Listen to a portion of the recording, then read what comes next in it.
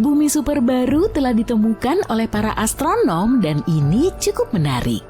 Planet yang disebut TOI 715b ini memiliki ukuran sekitar 1,5 ukuran bumi dan karena itulah planet ini disebut sebagai bumi super. Jaraknya juga relatif dekat dengan kita dari segi ruang angkasa, hanya berjarak 137 tahun cahaya. Sebagai perbandingan, sebagian besar eksoplanet berjarak ratusan tahun cahaya dan semua hal yang menarik seperti lubang hitam dan nebula biasanya berjarak lebih dari ribuan tahun cahaya dari kita. Jadi, mungkinkah tempat ini layak huni?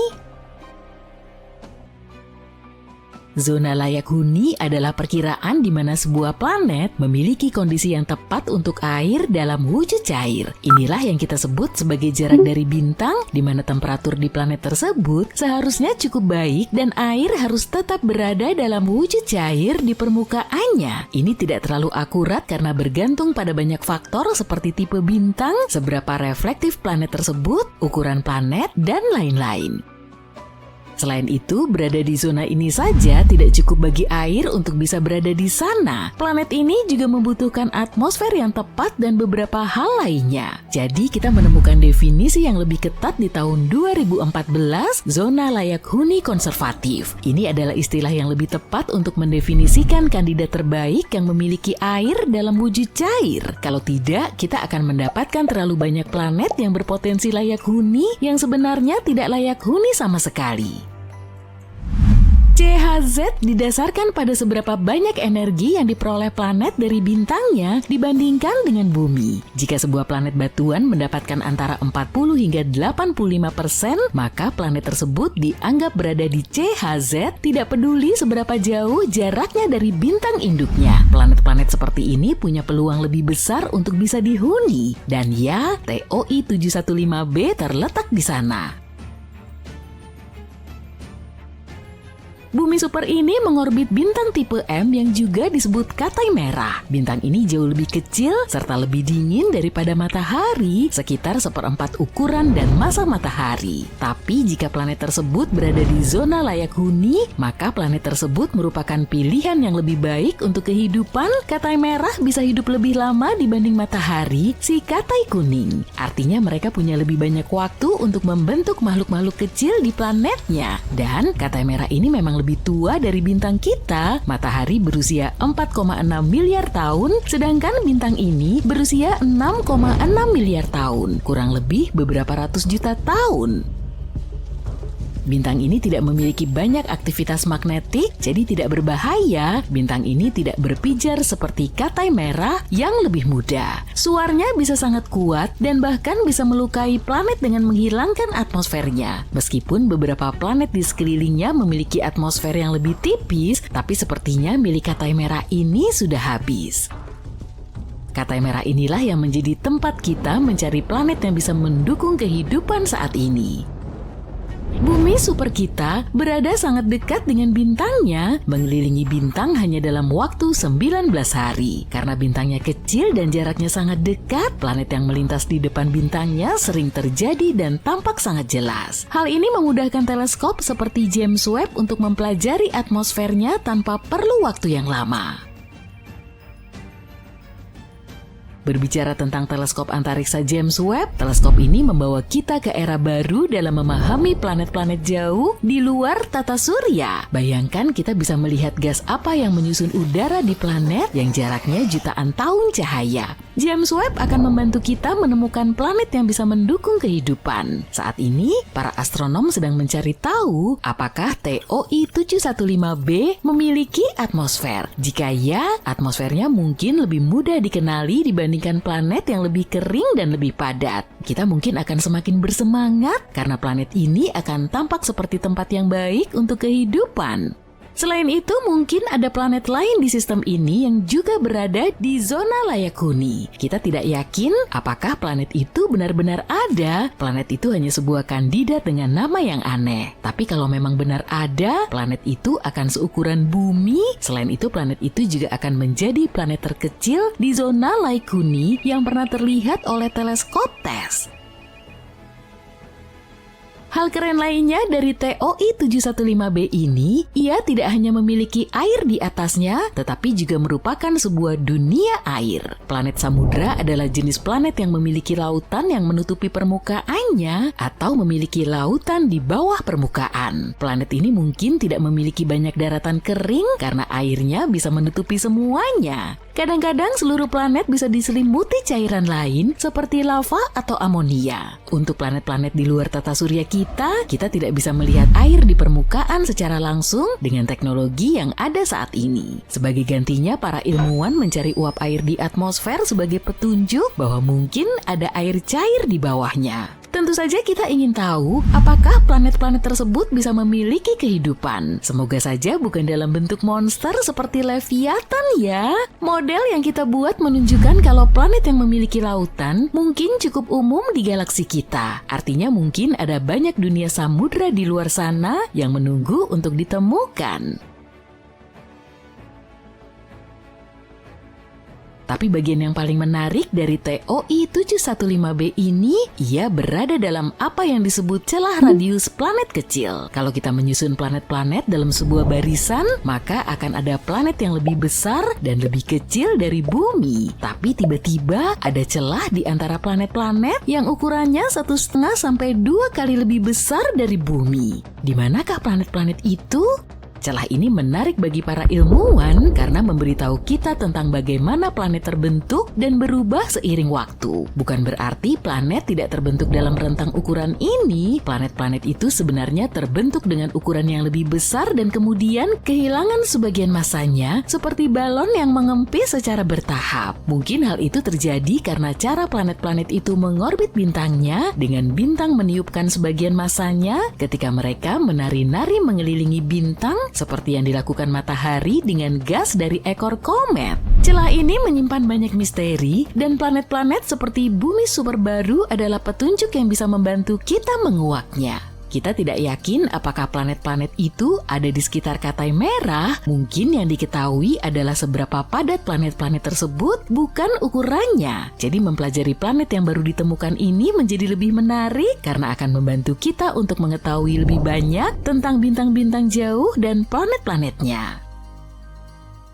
Nah, aku tadi telah menyebutkan TESS. TESS adalah Transiting Exoplanet Survey Satellite milik NASA, telah berada di luar angkasa selama 6 tahun dan telah meraih kesuksesan yang luar biasa. NASA meluncurkan TESS karena kita sudah menemukan lebih dari 5.000 planet yang mengorbit bintang lain, terutama berkat teleskop Kepler.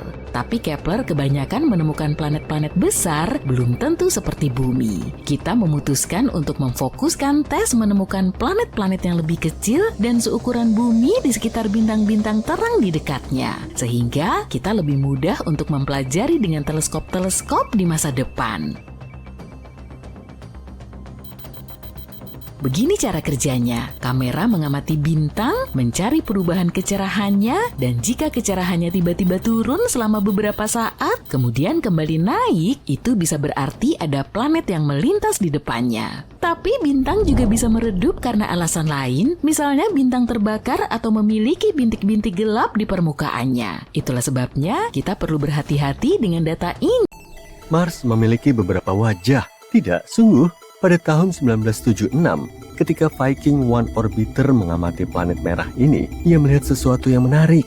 Sebuah struktur besar yang tampak seperti wajah manusia. Struktur itu berada di wilayah yang disebut Cydonia. Tempat itu segera menjadi sangat populer. Tak lama kemudian, kita juga menemukan apa yang disebut wajah bermahkota di Libya Montes. Mars secara umum memiliki banyak struktur aneh di sana. Pada tahun 2022, kita melihat sebuah struktur seperti pintu di sana. Kendaraan penjelajah Curiosity milik NASA mengambil beberapa foto gundukan batu yang disebut tebing timur di Gunung Sharp. Gundukan ini memiliki retakan alami di dalamnya, dan salah satunya seukuran pintu anjing, seperti sesuatu dari makam Mesir kuno. Banyak orang membesar-besarkan cerita itu. Gambar tersebut dibagikan secara luas di media sosial, membuat retakan tersebut terlihat lebih besar dari yang sebenarnya. Beberapa orang berpikir bahwa hal itu mengisyaratkan adanya kehidupan di luar bumi. Tapi setelah melihat lebih dekat, NASA menemukan bahwa itu hanyalah retakan sempit di medan berbatu. Retakan dan celah seperti ini merupakan hal yang normal di area berbatu, baik di bumi maupun di Mars. Retakan tersebut terbentuk secara alami dari waktu ke waktu, mungkin dari erosi angin atau gempa Mars. Mars adalah tambang emas berisi struktur-struktur misterius. Baru-baru ini kita menemukan beberapa bentuk spiral yang aneh di sana. Bentuk-bentuk itu berupa gulungan raksasa yang terbuat dari lava dan tampak seperti mata air atau lingkaran besar. Selama bertahun-tahun, kita tidak yakin apakah lembah-lembah di Mars terbentuk dari lava atau es. Gulungan lava ini menjelaskan misteri tersebut. Kini, berkat foto-foto resolusi tinggi dari Mars Reconnaissance Orbiter milik NASA, para peneliti berhasil menemukan 269 spiral lava yang tidak bisa dijelaskan oleh aktivitas yang berhubungan dengan es. Yang menarik adalah kumparan lava ini seperti yang kita lihat di bumi, seperti yang dibentuk oleh aliran lava Hawaii. Spiral ini terawat dengan sangat baik sehingga mudah terlewatkan sebelumnya. Lebarnya berkisar antara 16 hingga hampir 30,5 meter dan sangat halus, menyatu dengan lanskap Mars yang berdebu. Kumparan-kumparan ini bisa mengajari kita banyak hal tentang komposisi Mars, terutama kerak dan mantelnya. Kita masih belum tahu banyak tentang hal itu. Tapi Mars bukan satu-satunya planet yang memiliki struktur aneh. Sebagai contoh, Saturnus, planet raksasa gas di tata surya kita, memiliki fitur menarik di kutub utaranya, sebuah segi 6 besar. Ini adalah pola awan berbentuk segi 6, panjangnya sekitar 14.484 km, membuatnya lebih besar dari diameter bumi. Awan ini diperkirakan merupakan aliran jet yang terbuat dari gas yang bergerak cepat, sekitar 322 km per jam. Segi 6 ini pertama kali ditemukan oleh misi Voyager pada tahun 80-an dan kemudian dilihat dari dekat oleh misi Cassini pada tahun 2006. Misi Cassini melihat adanya perubahan warna dari biru menjadi keemasan seiring berjalannya waktu. Ada beberapa teori yang berbeda tentang mengapa Saturnus memiliki hal ini. Salah satu teori mengatakan bahwa bentuknya terbentuk karena angin bergerak dengan kecepatan yang berbeda di dekat kutub Saturnus. Bentuk serupa juga pernah ditemukan dalam eksperimen di laboratorium ketika cairan diputar dengan kecepatan yang berbeda. Teori lain menyatakan bahwa aliran udara yang berputar lambat bersama dengan pola cuaca Saturnus yang khas mungkin menjadi penyebabnya.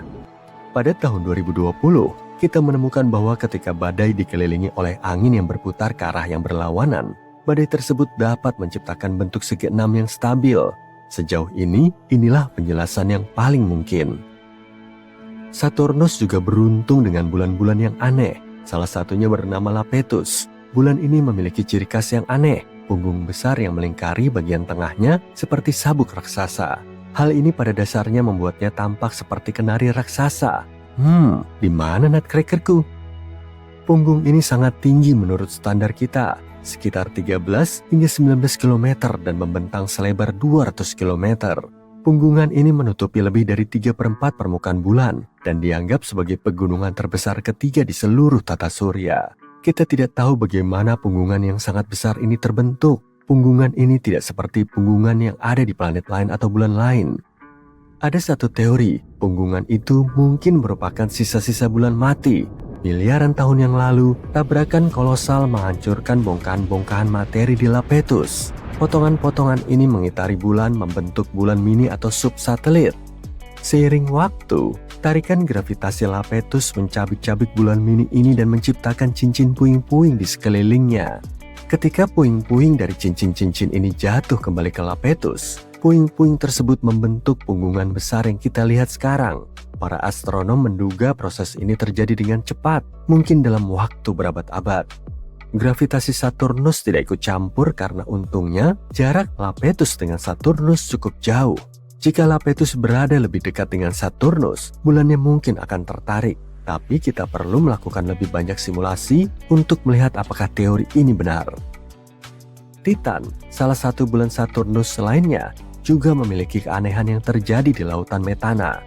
Para ilmuwan telah menemukan titik-titik terang aneh yang disebut pulau-pulau ajaib yang tampaknya muncul dan menghilang seiring waktu. Kita tidak tahu apa itu. Atmosfer Titan dipenuhi dengan molekul-molekul organik kompleks yang menggumpal dan jatuh ke permukaan seperti salju. Pulau-pulau ajaib ini mungkin berupa gumpalan salju yang menyerap metana dan tenggelam dengan sangat lambat. Tapi ada masalah. Di dalam air, molekul-molekul saling menempel. Itulah sebabnya benda-benda bisa mengapung di atasnya. Tapi metana berbeda. petana suka menarik molekul lain sehingga membuat benda padat apapun langsung tenggelam. Namun pulau ajaib ini tidak tenggelam. Ada teori yang mengatakan bahwa pulau-pulau ini mungkin seperti spons yang terbuat dari es dengan banyak lubang. Ketika potongan-potongan es yang berlubang ini terlepas dari tepi danau, mereka bisa mengapung di lautan Titan untuk sementara waktu sebelum akhirnya tenggelam. Ada juga gagasan lain, seperti gelembung gas nitrogen atau gelombang yang disebabkan oleh angin. Kita perlu penelitian lebih lanjut agar mengetahui dengan pasti. Bulan memang aneh, lihat saja bulan kita. Pada tahun 1971, kita menemukan sebuah petak dengan tanah yang hilang di bulan kita dan tampak seperti danau biru. Mereka menamai tempat misterius ini Ina. Kita pertama kali melihatnya selama misi Apollo 15 pada tahun 1971. Kemudian misi Apollo 17 mengambil gambar yang lebih jelas.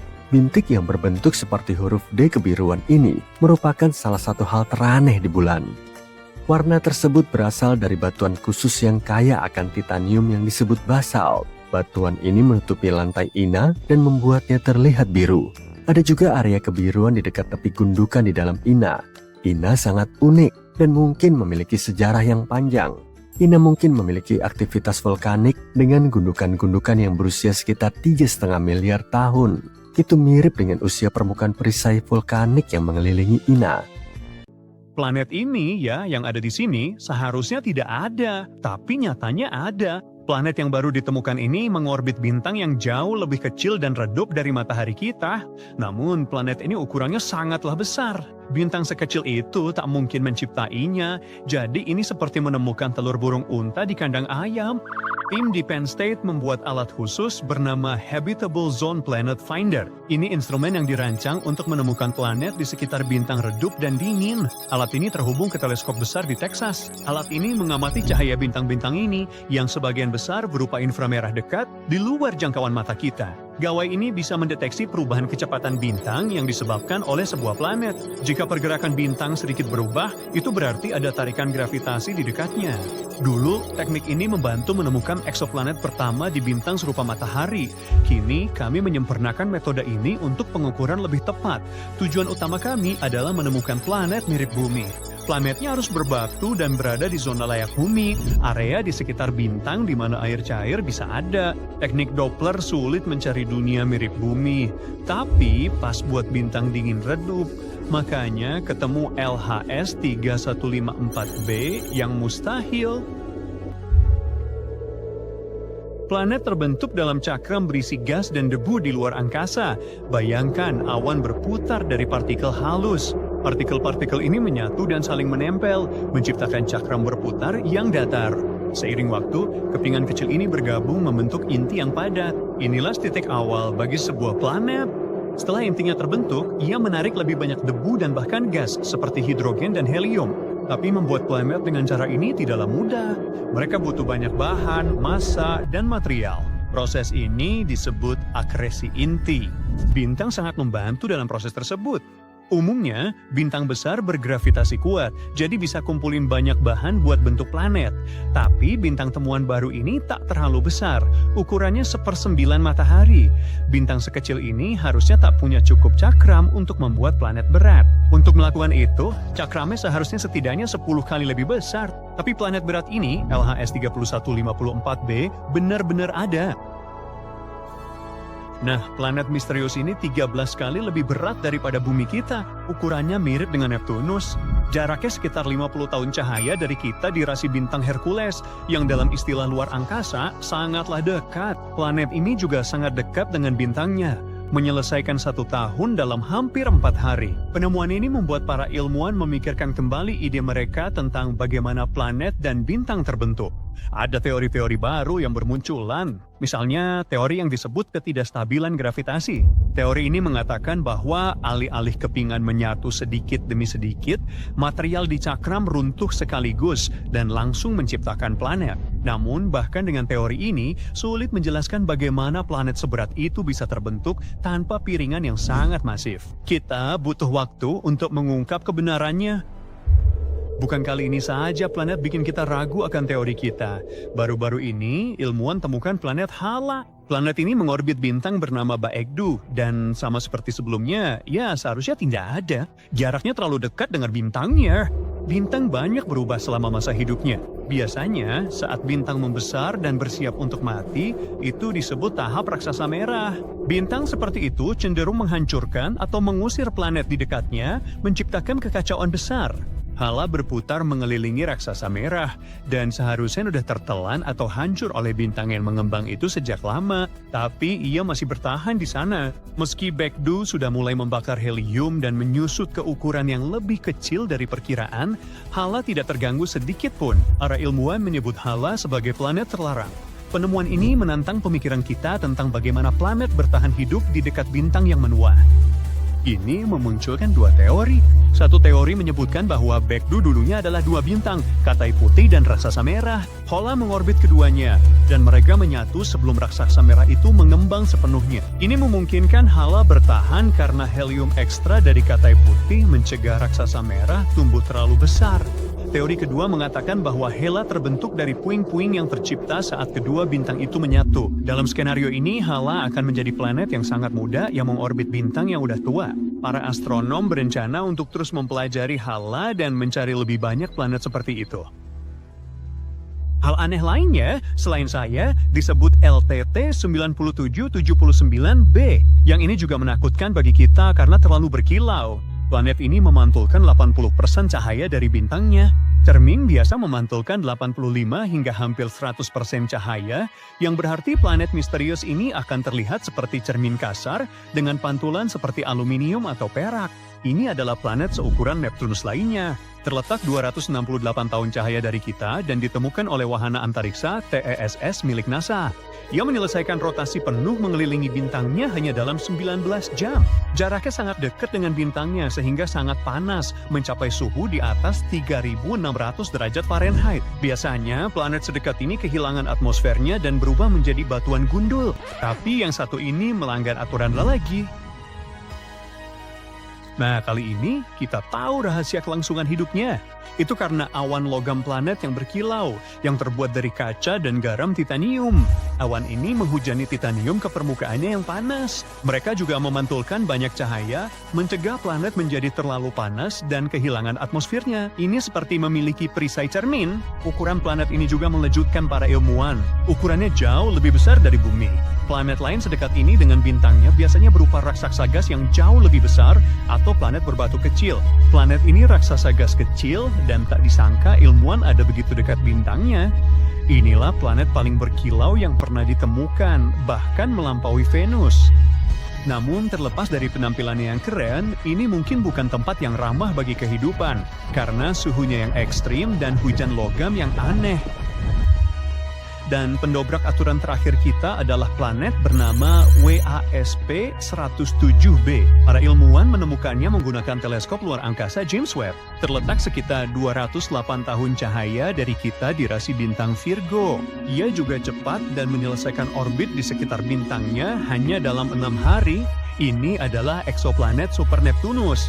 Mirip Jupiter dalam beberapa hal, termasuk ukuran dan suhu yang sangat panas. Namun ia jauh lebih ringan, lemah, dan kurang padat. Ini adalah planet berkepadatan terendah yang pernah ditemukan sejauh ini. Penelitian lanjut mengungkap ia juga memiliki ekor. Helium di planet ini meluas melampaui batas transitnya. Planet ini perlahan kehilangan atmosfernya karena radiasi ultraviolet ekstrim dari bintang tersebut. Ini menciptakan ekor seperti komet, sehingga terlihat seperti komet yang berbulu halus. Tapi itu baru permulaan. Kepadatan planet yang rendah atau kelembutannya memungkinkan para astronom mempelajari atmosfernya secara mendetail. Mereka menemukan beberapa hal mengejutkan seperti uap air dan awan yang terbuat dari partikel silikat halus yang seperti pasir berbutir sangat halus. Bintang induk planet ini tidak memancarkan banyak cahaya berenergi tinggi, tapi karena WASP-107b sangat renggang, cahaya menembus jauh ke atmosfernya. ini menciptakan sulfur dioksida yang berbau seperti korek api. Jadi ini planet lembut yang menghujani pasir dan berbau belerang. Para peneliti berpikir awan pasir di atmosfer terbentuk dengan cara yang mirip dengan awan di bumi. Hanya aja mereka memiliki tetesan pasir, bukan air. Tetesan pasir ini mengembun, jatuh, berubah menjadi uap silikat di lapisan panas di dalam planet, lalu naik lagi untuk membentuk awan sekali lagi. Dan sekali lagi, planet ini tidak mungkin terbentuk di tempatnya yang sekarang. Para astronom mengatakan bahwa ia kemungkinan bergerak lebih dekat ke bintangnya dari orbit asalnya, karena tertarik oleh tetangga yang lebih berat. Ia juga mengikuti orbit retrograde, artinya ia mengorbit ke arah yang berlawanan dengan rotasi bintangnya. Semua penemuan ini mengubah cara kita memahami planet dan atmosfernya, memberi kita wawasan baru tentang misteri tata surya kita sendiri. Planet ini seringan sepotong bulu yang menempel di sweatermu. Dalam dunia ilmiah, planet ini disebut WASP-193b. Tapi kita sebut saja planet permen kapas, letaknya sekitar 1200 tahun cahaya dari kita. Tentu saja kita tidak akan pernah melihatnya dengan mata kepala sendiri, tapi para ilmuwan mengatakan planet permen kapas ini adalah sepupu Jupiter yang lebih besar dan lebih empuk, 50% lebih masif. Kepadatannya yang sangat rendah dikombinasikan dengan faktor-faktor lain seperti temperatur tinggi dan kecemerlangan inframerah bintang induknya membuatnya tampak istimewa. Bolehkah aku memotretnya dari dekat? Makasih. Lihat betapa lembutnya itu. Nah, sekarang kamu sudah paham kan kalau kita tidak mungkin bisa berdiri di permukaannya. Lagi pula jarang sekali kita bisa menemukan planet seperti WASP-193b di sebuah pesta planet. Planet-planet seperti itu mungkin mengembang karena dimasak oleh bintang induknya, mengembang seperti marshmallow yang terlalu sering melihat api unggun. Tapi masalahnya, kalau kamu berada sedekat itu dengan bintangmu dan sebagian besar terdiri dari campuran hidrogen dan helium, kamu tidak akan bisa bertahan lama. Ini seperti mencoba memegang balon saat terjadi badai. Eksoplanet seperti si empuk ini cukup langka, tapi ada juga WASP-107b yang juga tampak kenyal. Planet yang satu ini berada pada jarak 200 tahun cahaya dari kita dan memilih rasi Virgo sebagai tempat tinggalnya. Dari beberapa sudut pandang, kamu bisa mengatakan bahwa planet ini adalah tiruan bumi. Planet ini memiliki helium dan atmosfernya mengandung sulfur dioksida. Memang ada kemiripan, tapi WASP-107b memiliki kepadatan seperti marshmallow.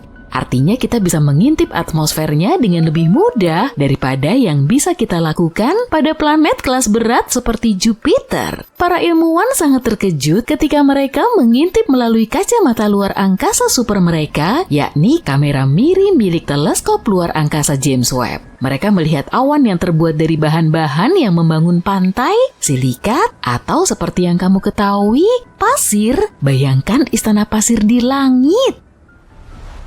Awan pasir tersebut berada jauh di atas suite penthouse di atmosfer WASP-107b di mana termostatnya menunjukkan suhu 500 derajat Celcius. Biasanya kamu membutuhkan suhu 1000 derajat Celcius untuk memasak awan semacam ini sehingga para ilmuwan menggaruk-garuk kepala. Bagaimana kepulan debu itu bisa sampai ke atas sana? Ternyata WASP-107b mungkin menjalankan siklus air berpasirnya sendiri, tetapi dengan silikat yang terik, bukan H2O. Partikel silikat terangkat ke atas dari tingkat yang lebih rendah dengan semacam lift kosmik, lalu mendingin, berpesta bersama sebagai awan dan menaburkan gerimis silikat. Tidak ada yang membawa tabir surya untuk menghadapi badai pasir seperti ini.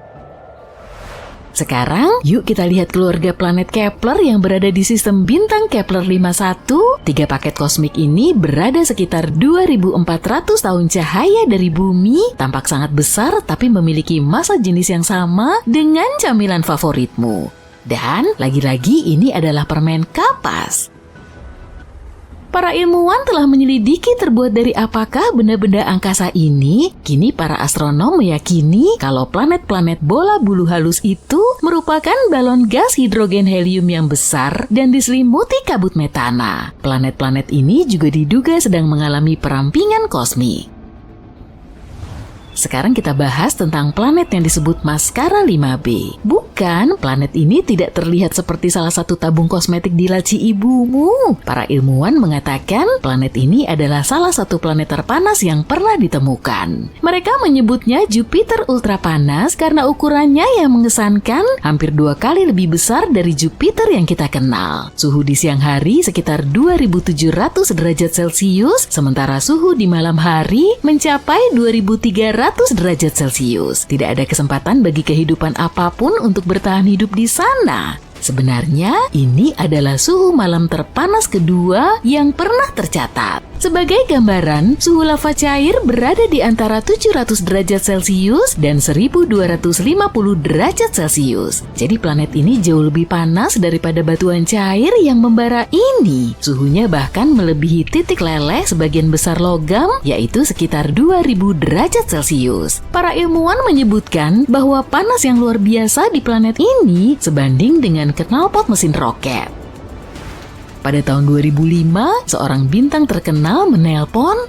Tunggu, apakah itu nama atau nomor telepon? Terserah deh. Jadi, ternyata bintang ini memiliki saudara perempuan yang panas dan mereka memiliki nama yang sangat mirip. Saudara perempuannya yang panas memiliki huruf B di belakangnya. Nah, tempat ini tampak seperti sesuatu yang ada di film fiksi ilmiah karena memancarkan cahaya biru yang memukau menurut NASA. Penampakan seperti itu dihasilkan dari atmosfer yang penuh dengan awan kabur yang dilapisi kaca. Hujan di planet ini adalah curah hujan berisi kaca yang suka jatuh ke samping berkat angin yang ganas yang bertiup dengan kecepatan 8.690 km per jam. Dan ya, itu adalah saudara perempuan yang panas karena suatu alasan. Para ilmuwan telah mengukur suhu siang hari di dunia mimpi buruk ini, yakni sekitar 930 derajat Celcius. Jadi saat hujan turun di planet ini, hujan yang turun lebih mirip lelehan kaca yang mengalir, bukannya air yang mengalir seperti biasanya. Kamu mungkin tidak mengetahuinya, tapi ruang angkasa penuh dengan tawon atau WASP. Yang aku maksud adalah planet yang disebut WASP. Perkenalkan, WASP 76b. Planet yang panas mendesis seperti Jupiter ini sungguh luar biasa. Malam hari di sana, hujan besi. Sisi siang hari juga tidak kalah panasnya. Suhu di sana sekitar 2370 derajat Celcius. WASP 76b mungkin sedikit lebih kecil dari Jupiter, tapi jangan meremehkan kemegahannya. Bola api ini terletak 640 tahun cahaya dari bumi dan iklimnya yang menakutkan adalah hasil dari orbit yang sangat ekstrem. Planet-planet raksasa gas ini dikenal sebagai Jupiter panas. Mereka ingin tetap panas, jadi mereka mengorbit terlalu dekat dengan bintang induknya yang terik. Dalam kasus ini, WASP 76b hampir 10 kali lebih dekat ke bintang induknya daripada jarak Merkurius ke matahari. Jarak yang terlalu dekat untuk kenyamanan membuat planet pemberontak ini terkunci rapat pada bintangnya. Jadi sementara satu sisi bermandikan cahaya abadi, sisi lainnya terperangkap dalam kegelapan abadi. 55 Cancri benar-benar permata. Ia adalah bumi super paling panas yang pernah ditemukan. Para ilmuwan awalnya meyakini bahwa planet ini penuh dengan karbon sehingga bagian dalamnya berkilau dengan berlian berkat tekanan yang luar biasa dan suhu yang sangat panas yaitu 2700 derajat Celcius. Tapi para peneliti meragukan kehebohan berlian dengan menunjukkan bahwa sebenarnya jumlah karbon yang terkandung di dalamnya lebih sedikit daripada yang kita duga sebelumnya. Berlian sebenarnya tidak terlalu langka dan mahal, mereka hanya dipasarkan dengan baik. Tujuan terakhir untuk hari ini adalah GC1214b yang terletak 40 tahun cahaya dari bumi. Planet ini seperti bumi yang berukuran super besar, berdiameter hampir 3 kali lebih besar dan 7 kali lebih berat. Planet ini mengitari bintang Katai merahnya lebih cepat daripada kamu menghabiskan pizza, menyelesaikan satu putaran penuh setiap 38 jam. Tapi bukan hanya ukuran atau orbit planet ini yang luar biasa. Di luar sana cukup panas dengan suhu 230 derajat Celcius. Yang paling keren adalah planet ini hampir tenggelam dalam air. Suhu yang mendesis dan tekanan tinggi yang luar biasa pada GC. Pernahkah kamu bertanya-tanya mengapa semua planet berbentuk bulat sempurna? Dan bagaimana kalau benda-benda langit ini memutuskan untuk melanggar aturan dan mengubah bentuknya? Akankah kita mendapatkan planet-planet berbentuk persegi, bulan-bulan berbentuk segitiga, atau bahkan bentuk-bentuk intergalaksi yang nggak bisa kita bayangkan? Yuk, kita cari tahu. Jadi bagaimana planet-planet terbentuk? Alam semesta dipenuhi oleh awan debu dan gas yang berputar-putar. Awan-awan ini yang disebut awan molekul terdiri dari berbagai elemen dan senyawa seperti hidrogen, helium, karbon, oksigen, dan sebagainya. Awan-awan ini seperti dapur kosmik yang penuh dengan bahan-bahan yang dibutuhkan untuk membuat planet-planet baru. Langkah pertama dalam resep pembentukan planet disebut teori akresi. Katakanlah terjadi sesuatu yang menyebabkan ketidakstabilan gravitasi. Misalnya, supernova meledak di dekatnya atau semacamnya. Hal ini mendorong gas dan debu di dalam awan dan menyebabkan mereka menyatu. Dan karena gravitasi, partikel-partikel ini mulai jatuh ke satu titik pusat. Partikel-partikel ini menjadi semakin rapat, seperti ketika kamu meremas bola di tanganmu. Dan akhirnya, partikel-partikel tersebut diremas dengan sangat keras sehingga awan mulai memipih menjadi bentuk piringan.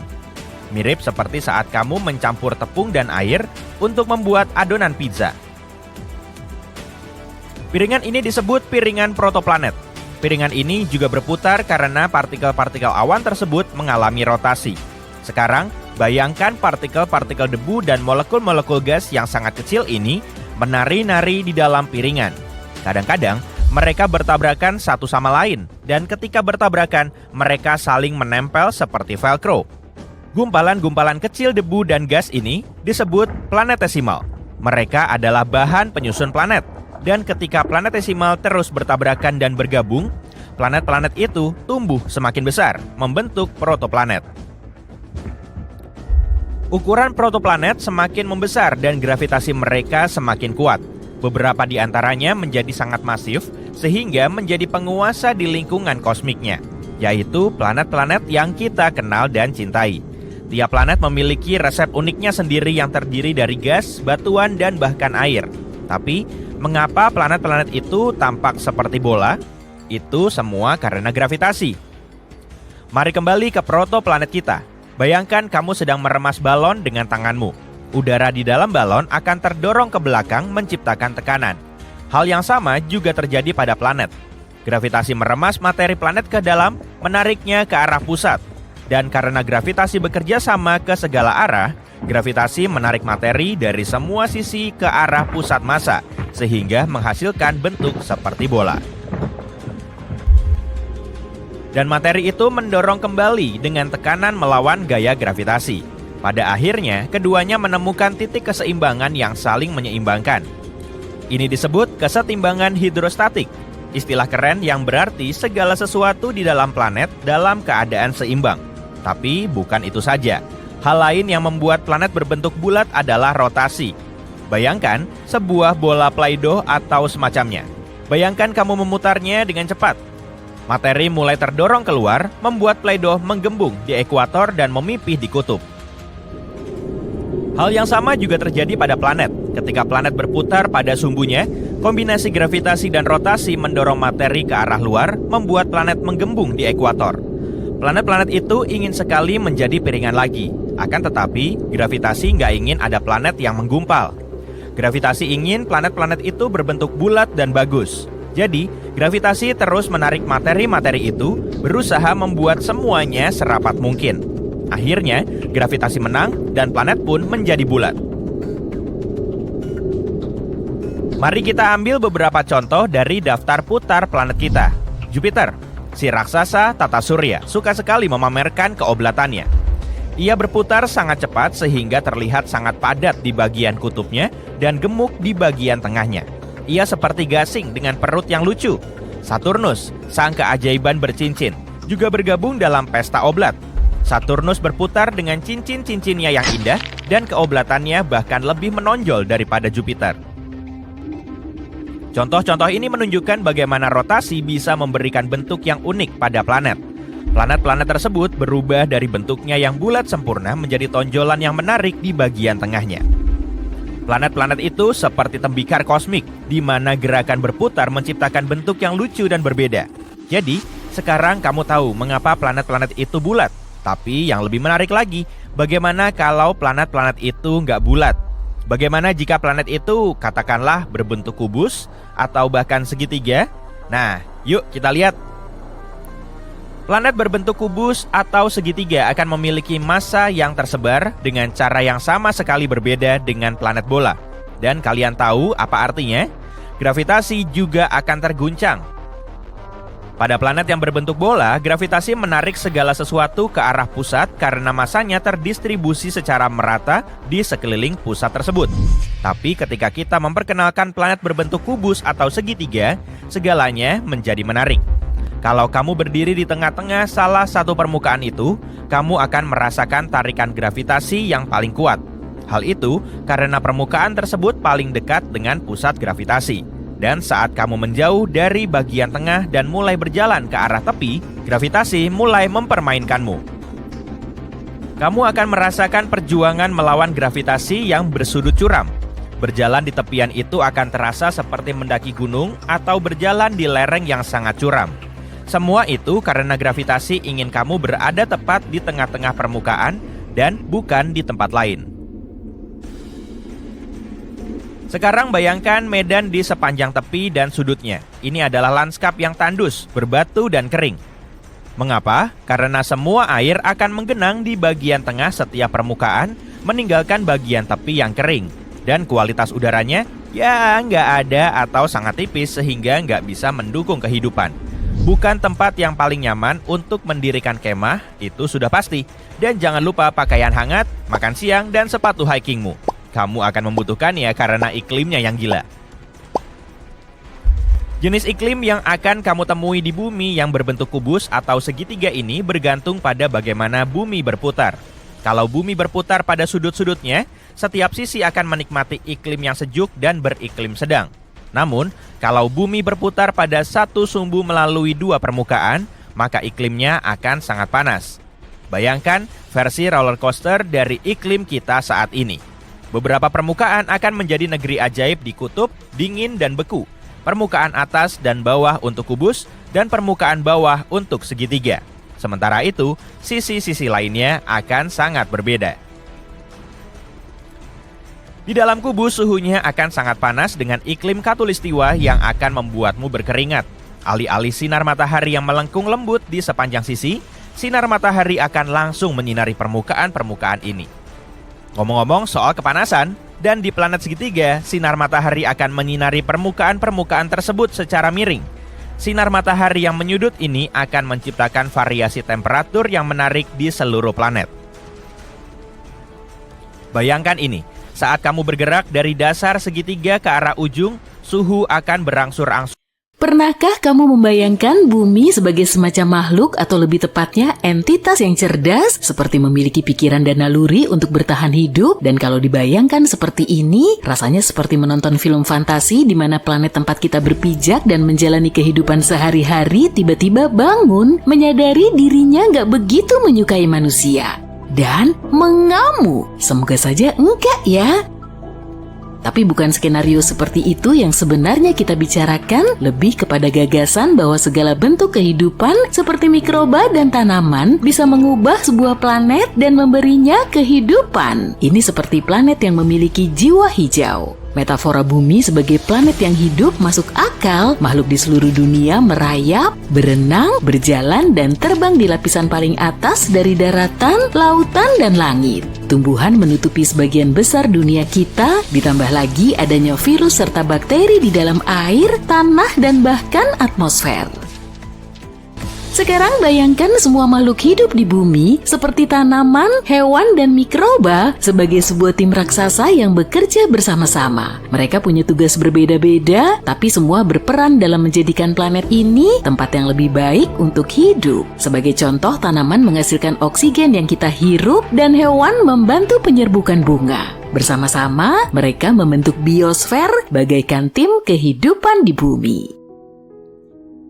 Dari situlah ide kecerdasan planet muncul, seperti halnya individu dan kelompok bisa punya kecerdasan, begitu juga sebuah planet. Para peneliti percaya kita bisa mengukur kecerdasan planet dari kemampuannya untuk bisa terus bertahan. Dan seperti halnya manusia yang harus bekerja sama untuk bertahan hidup, kecerdasan kolektif sebuah planet diukur dari kemampuan seluruh kehidupan di dalamnya untuk bekerja sama mencapai tujuan yang sama.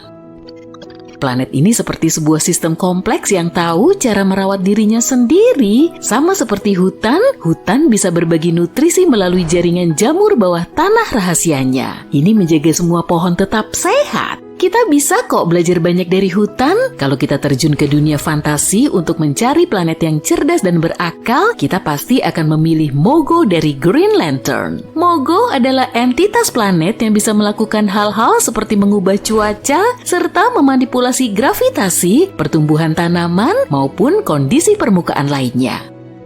Atau bagaimana dengan Pandora yang menakjubkan dari Avatar? Masih ingat adegan flora dan fauna yang memukau di sana dengan organ-organ yang menyerupai tentakel? Organ ini memungkinkan makhluk hidup untuk saling berhubungan satu sama lain pada tingkat saraf. Seakan seluruh planet ini merupakan satu otak raksasa dengan pohon-pohon, makhluk-makhluk, dan bagian lainnya sebagai sel-selnya. Kita masih jauh dari itu, tapi tetap menyenangkan untuk dibayangkan. Saat ini, peradaban kita masih dalam tahap yang disebut para ilmuwan sebagai teknosfer yang belum matang. Artinya, kita masih terlalu fokus pada penggunaan teknologi yang tidak selalu berdampak baik bagi planet kita. Kita nggak memiliki kecerdasan planet atau pemahaman kolektif tentang apa yang perlu dilakukan untuk membuat planet ini lebih baik. Sebaliknya, kita hanya sibuk dengan urusan masing-masing. Tapi kita belum sampai pada tahap terburuk sih. Para peneliti telah memetakan 4 tahap masa lalu dan masa depan bumi untuk menjelaskan bagaimana kecerdasan planet bisa berdampak pada masa depan jangka panjang umat manusia. Tahap pertama disebut biosfer yang belum matang. Ini masa ketika kehidupan pertama kali dimulai di bumi miliaran tahun yang lalu. Hanya ada mikroba di tanah gundul tanpa vegetasi, tidak ada umpan balik global yang berarti mikroba-mikroba ini belum bisa memberi pengaruh pada bumi, atmosfer, atau sistem lainnya. Tahap kedua adalah biosfer matang, sekitar 2,5 miliar hingga 540 juta tahun yang lalu, saat benua-benua yang stabil terbentuk dan biosfer mulai memiliki pengaruh kuat terhadap bumi. Tahap ketiga dikenal sebagai teknosfer yang belum matang adalah masa kita berada sekarang dengan sistem komunikasi, teknologi, transportasi, listrik, dan komputer yang saling terhubung serta mengambil sumber daya dari sistem bumi dan memengaruhi biosfer. Tahap keempat yang juga dikenal sebagai teknosfer matang adalah target bumi di masa depan. Ini berarti teknologi akan memberi manfaat bagi seluruh planet. Kita akan menggunakan bentuk energi yang berkelanjutan seperti tenaga surya. Kecerdasan planet adalah tanda planet yang matang dan para peneliti tengah berupaya mencari cara untuk mencapainya. Jadi hal-hal yang kita lakukan pada tingkat individu juga penting loh. Aktivitas kolektif kehidupan seperti mikroba atau tanaman bisa mengubah sebuah planet dan menjadikannya lebih dari sekedar batu tak bernyawa yang mengambang di angkasa. Melalui biosfer, planet tempat tinggal kita menemukan cara untuk menopang kehidupan miliaran tahun yang lalu dan masih terus berlanjut. Sekarang kita perlu mencari cara untuk memiliki sistem pemeliharaan mandiri yang serupa, tapi kali ini dengan teknosfer. Sulit untuk membayangkan planet-planet sebagai entitas seperti Pandora atau dunia imajiner lain di luar sana. Ada beberapa alasan untuk itu. Pertama, planet terbentuk dari kumpulan berbagai materi seperti batuan, gas, dan cairan di sekeliling bintang baru. Ini ibarat acara pertemuan keluarga besar dan semua yang hadir membawa bahan makanan berbeda untuk dijadikan satu masakan lezat. Seperti halnya bahan-bahan tersebut tidak akan tiba-tiba berubah menjadi makhluk hidup, materi-materi yang membentuk sebuah planet juga tidak akan langsung berubah menjadi entitas dengan kesadaran diri. Di bumi, setelah miliaran tahun reaksi kimia yang rumit, beberapa molekul mulai mereplikasi diri dan membawa informasi. Begitulah awal mula kehidupan di planet kita, dan bumi adalah satu-satunya contoh yang kita punya. Alasan keduanya, bayangkan kamu punya kebun luas yang kamu tanami banyak jamur atau bakteri, berharap mereka menjadi cerdas dan membantumu merawat kebun tersebut. Tapi jamur dan bakteri tidak memiliki otak seperti kita. Lagi pula mereka nggak butuh itu. Memiliki otak yang besar juga sangat berat bagi hewan. Butuh banyak energi untuk membuat otak tetap berfungsi. Jadi hewan hanya menjadi sepandai yang mereka butuhkan untuk bertahan hidup dan berkembang di lingkungan mereka. Anjing dan kucing cukup pintar karena mereka harus bisa menghindari bahaya dan mencari makanan, dan mereka tidak butuh kecerdasan seperti manusia untuk hal-hal seperti membangun rumah, membuat karya seni, atau menciptakan teknologi baru. Jadi akan sulit untuk membuat semua makhluk hidup dan tanaman untuk memiliki tingkat kecerdasan yang sama. Alasan ketiga, kenapa sebuah planet akan sulit untuk menjadi suatu entitas adalah aturan utama dari dunia hewan, yaitu sintasan yang paling layak. Setiap makhluk bersaing untuk mendapatkan sumber daya seperti air, makanan, dan ruang. Tidak hanya spesies berbeda yang bersaing satu sama lain, tapi juga individu-individu dari spesies yang sama. Bayangkan kepiting biola yang berebut wilayah di pantai, atau kawanan serigala yang berebut mangsa, atau aku saat melihat tempat kosong di pantai yang ramai. Persaingan semacam ini bukanlah dasar yang baik untuk kerjasama global. Ada beberapa pengecualian untuk aturan ini, misalnya pada semut. Mereka bukan makhluk paling cerdas di bumi, tapi ketika berkumpul dalam koloni, mereka bisa melakukan hal-hal luar biasa, seperti mengumpulkan makanan yang jauh lebih besar dari tubuhnya, membangun sarang, membesarkan anak-anaknya, dan bahkan bercocok tanam. Bahkan mereka beraktivitas seperti superorganisme yang disebut pikiran sarang, di mana setiap semut bekerja sama untuk mencapai tujuan bersama. Serangga seperti lebah dan semut sangat altruis dan bekerja sama untuk memastikan ratu mereka bereproduksi. Jika satu koloni semut yang besar mengambil alih seluruh planet kita, mereka bisa bertindak dalam satu pikiran dan bekerja untuk kepentingan koloni serta planet sampai kehabisan sumber daya. Tapi pada kenyataannya, sulit untuk membayangkan ada organisme, bahkan superorganisme, yang bisa mencapai tingkat kesadaran diri dan pikiran seperti itu. Terakhir, bagaimana cara kita untuk tetap terhubung? Dalam hal komunikasi, semut menggunakan feromon dan bayangkan ada sebuah planet liar, pengembara kosmik yang tidak ingin dibawa pulang oleh siapapun. Pada dasarnya, planet liar adalah planet yang terlontar dari sistem bintangnya dan kini mengambang tanpa tujuan di angkasa seperti penyendiri. Planet-planet ini bukan hanya teori, para ilmuwan telah mendeteksi beberapa di galaksi kita. Bahkan diperkirakan ada banyak pengembara kosmik yang mengambang di sekitar Bima Sakti. Dan planet-planet itu bukan hanya planet-planet kecil berbatu seperti Bumi, sebagian di antaranya merupakan planet gas raksasa yang sangat besar, berkali-kali lipat lebih besar dari Jupiter. Raksasa-raksasa ini berpotensi memiliki bulan dan bahkan sistem mini yang mengorbit di sekelilingnya. Contohnya aja salah satu planet liar yang paling terkenal yang kita ketahui memiliki nama yang rumit. Nih, baca aja sendiri. Planet ini berada sekitar 80 tahun cahaya dari Bumi dan ditemukan pada tahun 2013. Planet liar ini diperkirakan bermasa 6 kali masa Jupiter dan diyakini berusia sekitar 12 juta tahun. Dan ya, cuma karena planet-planet penyendiri ini nggak punya bintang, bukan berarti planet-planet ini sangat dingin. Planet liar masih bisa menghasilkan panas dan cahaya dari proses internalnya sendiri. Beberapa di antaranya bahkan punya medan magnet dan aurora sama seperti Bumi. Dengan kata lain, planet-planet yang tidak layak huni berpotensi untuk dihuni asalkan punya kondisi yang tepat. Jadi, seperti apa sih kehidupan di planet seperti itu? Apa mungkin kita bisa hidup di dunia seperti itu? Hidup di planet liar bisa jadi merupakan kehidupan yang sepi. Planet-planet ini tidak punya matahari yang hangat untuk bisa berjemur, tidak ada suasana yang nyaman untuk berpelukan, dan tidak ada tetangga kosmik yang bisa diajak barbecue. Karena itu kita harus kreatif, kita mulai dengan masalah yang paling jelas, kita akan kesulitan kalau tanpa cahaya dan panas. Jadi, gimana cara mengatasinya? Kita mungkin harus mempersiapkan beberapa pemanas ruangan yang bagus dan mengenakan pakaian luar angkasa yang modis dan super hangat. Atau kita bisa menemukan cara baru untuk menghasilkan listrik tanpa bergantung pada tenaga surya. Sebagai contoh, gimana kalau kita menggunakan energi panas bumi? Itu baru keren! Tiap planet memiliki sumber panas internal. Tanpa sumber panas ini, planet-planet tersebut cuma berupa batu-batu dingin tak bernyawa yang mengambang di angkasa. Panas internal ini bisa dimanfaatkan dan digunakan untuk memberi daya segala sesuatu. Mulai dari rumah, pabrik, hingga pesawat ruang angkasa. Seolah memiliki bak mandi air panas yang cukup besar untuk memberi energi ke seluruh kota. Dan kota itu kemungkinan besar akan terletak di bawah tanah lebih dekat ke sumber panas. Sementara untuk cahaya, kita mungkin harus membuat beberapa senter yang sangat terang. Atau bahkan mungkin kita belajar merekayasa genetika beberapa organisme berpendar untuk menerangi rumah kita.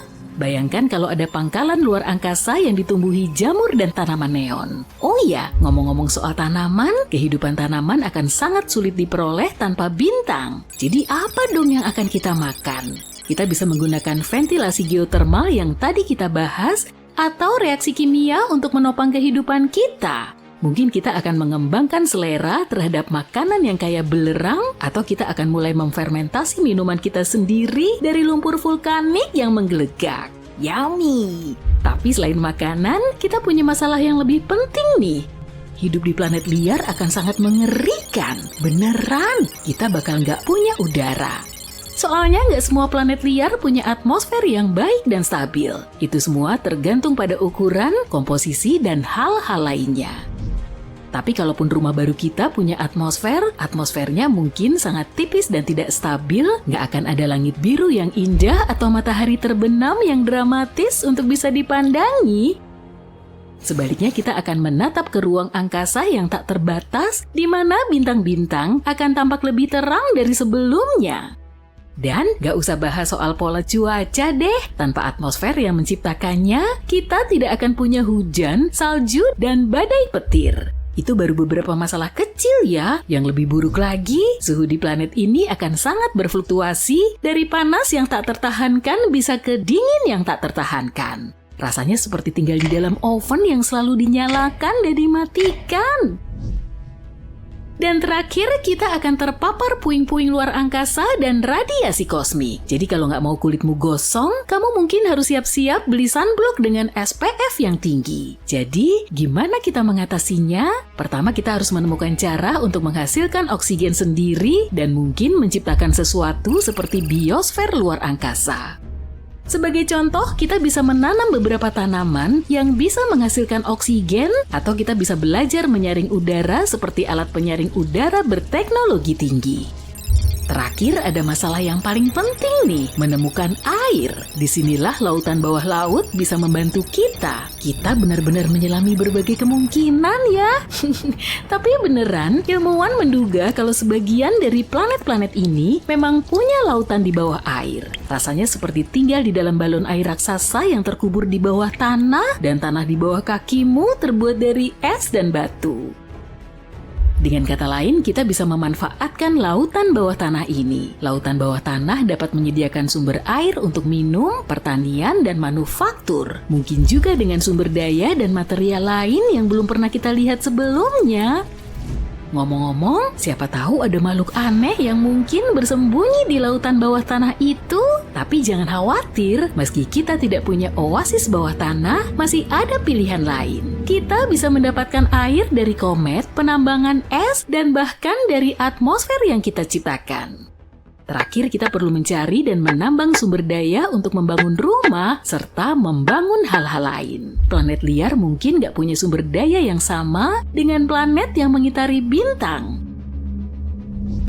Ini seperti lagi nyari harta karun di gurun pasir, gak ada yang pasti. Kita mungkin harus mengandalkan sumber daya dari asteroid terdekat dan hal-hal semacam itu. Dan kalau kita ingin mengambil sumber daya dari planet itu sendiri, kita mungkin harus mengebor berkilo-kilometer es dan batu. Tapi kalau kamu siap menghadapi tantangan ini, selalu ada peluang untuk menjadi kaya raya di planet liar. Dan siapa tahu mungkin kamu bakal nemu sumber daya baru yang bahkan lebih berharga daripada emas atau berlian.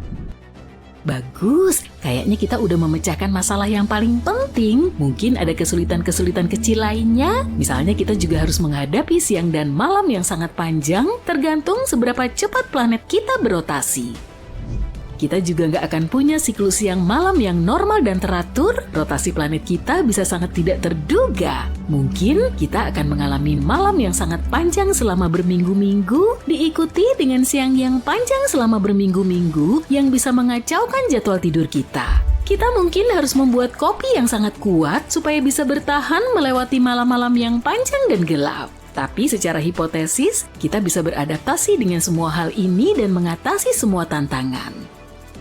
Dan sekarang, selamat datang di planet liar, tempat matahari tidak pernah terbit, tapi petualangan tidak pernah berakhir. Berkat teknologi canggih kita berhasil menciptakan lingkungan yang nyaman dan layak huni di dunia yang dulunya tandus ini. Langit di atas kita sekarang berwarna biru indah, dipenuhi dengan awan putih yang lembut, sesekali ada kawanan makhluk yang terbang. Jangan tanya aku makhluk apa ya? Saat kita keluar dari habitat bawah tanah, kita akan disambut oleh dunia yang penuh dengan kejutan. Tumbuhan dan hewan aneh telah beradaptasi dengan kondisi unik planet ini. Beberapa di antaranya memiliki fitur bioluminescent yang bersinar dalam gelap. Hati-hati ya kalau kamu mau berenang di lautan bawah tanah. Mungkin saja di sana ada makhluk-makhluk aneh yang ingin memangsa. Ya, itu kita bahas nanti. Pernahkah kamu membayangkan bagaimana jadinya kalau semua planet di tata surya kita seukuran bumi? Yuk kita selami skenario yang menarik ini. Ayo kita bayangkan seperti apa rupa setiap planet andai ukurannya sebesar planet biru kesayangan kita ini. Akankah lanskap Mars yang tandus dan merah tiba-tiba menjadi oasis hijau yang rimbun? Akankah Jupiter, si planet gas raksasa, akan lenyap begitu saja? Dan bagaimanakah dampaknya terhadap tata surya kita secara keseluruhan? Apakah kita semua akan binasa? Kencangkan sabuk pengamanmu dan mari kita cari tahu. Planet pertama dalam daftar kita adalah Merkurius, planet terkecil di tata surya kita.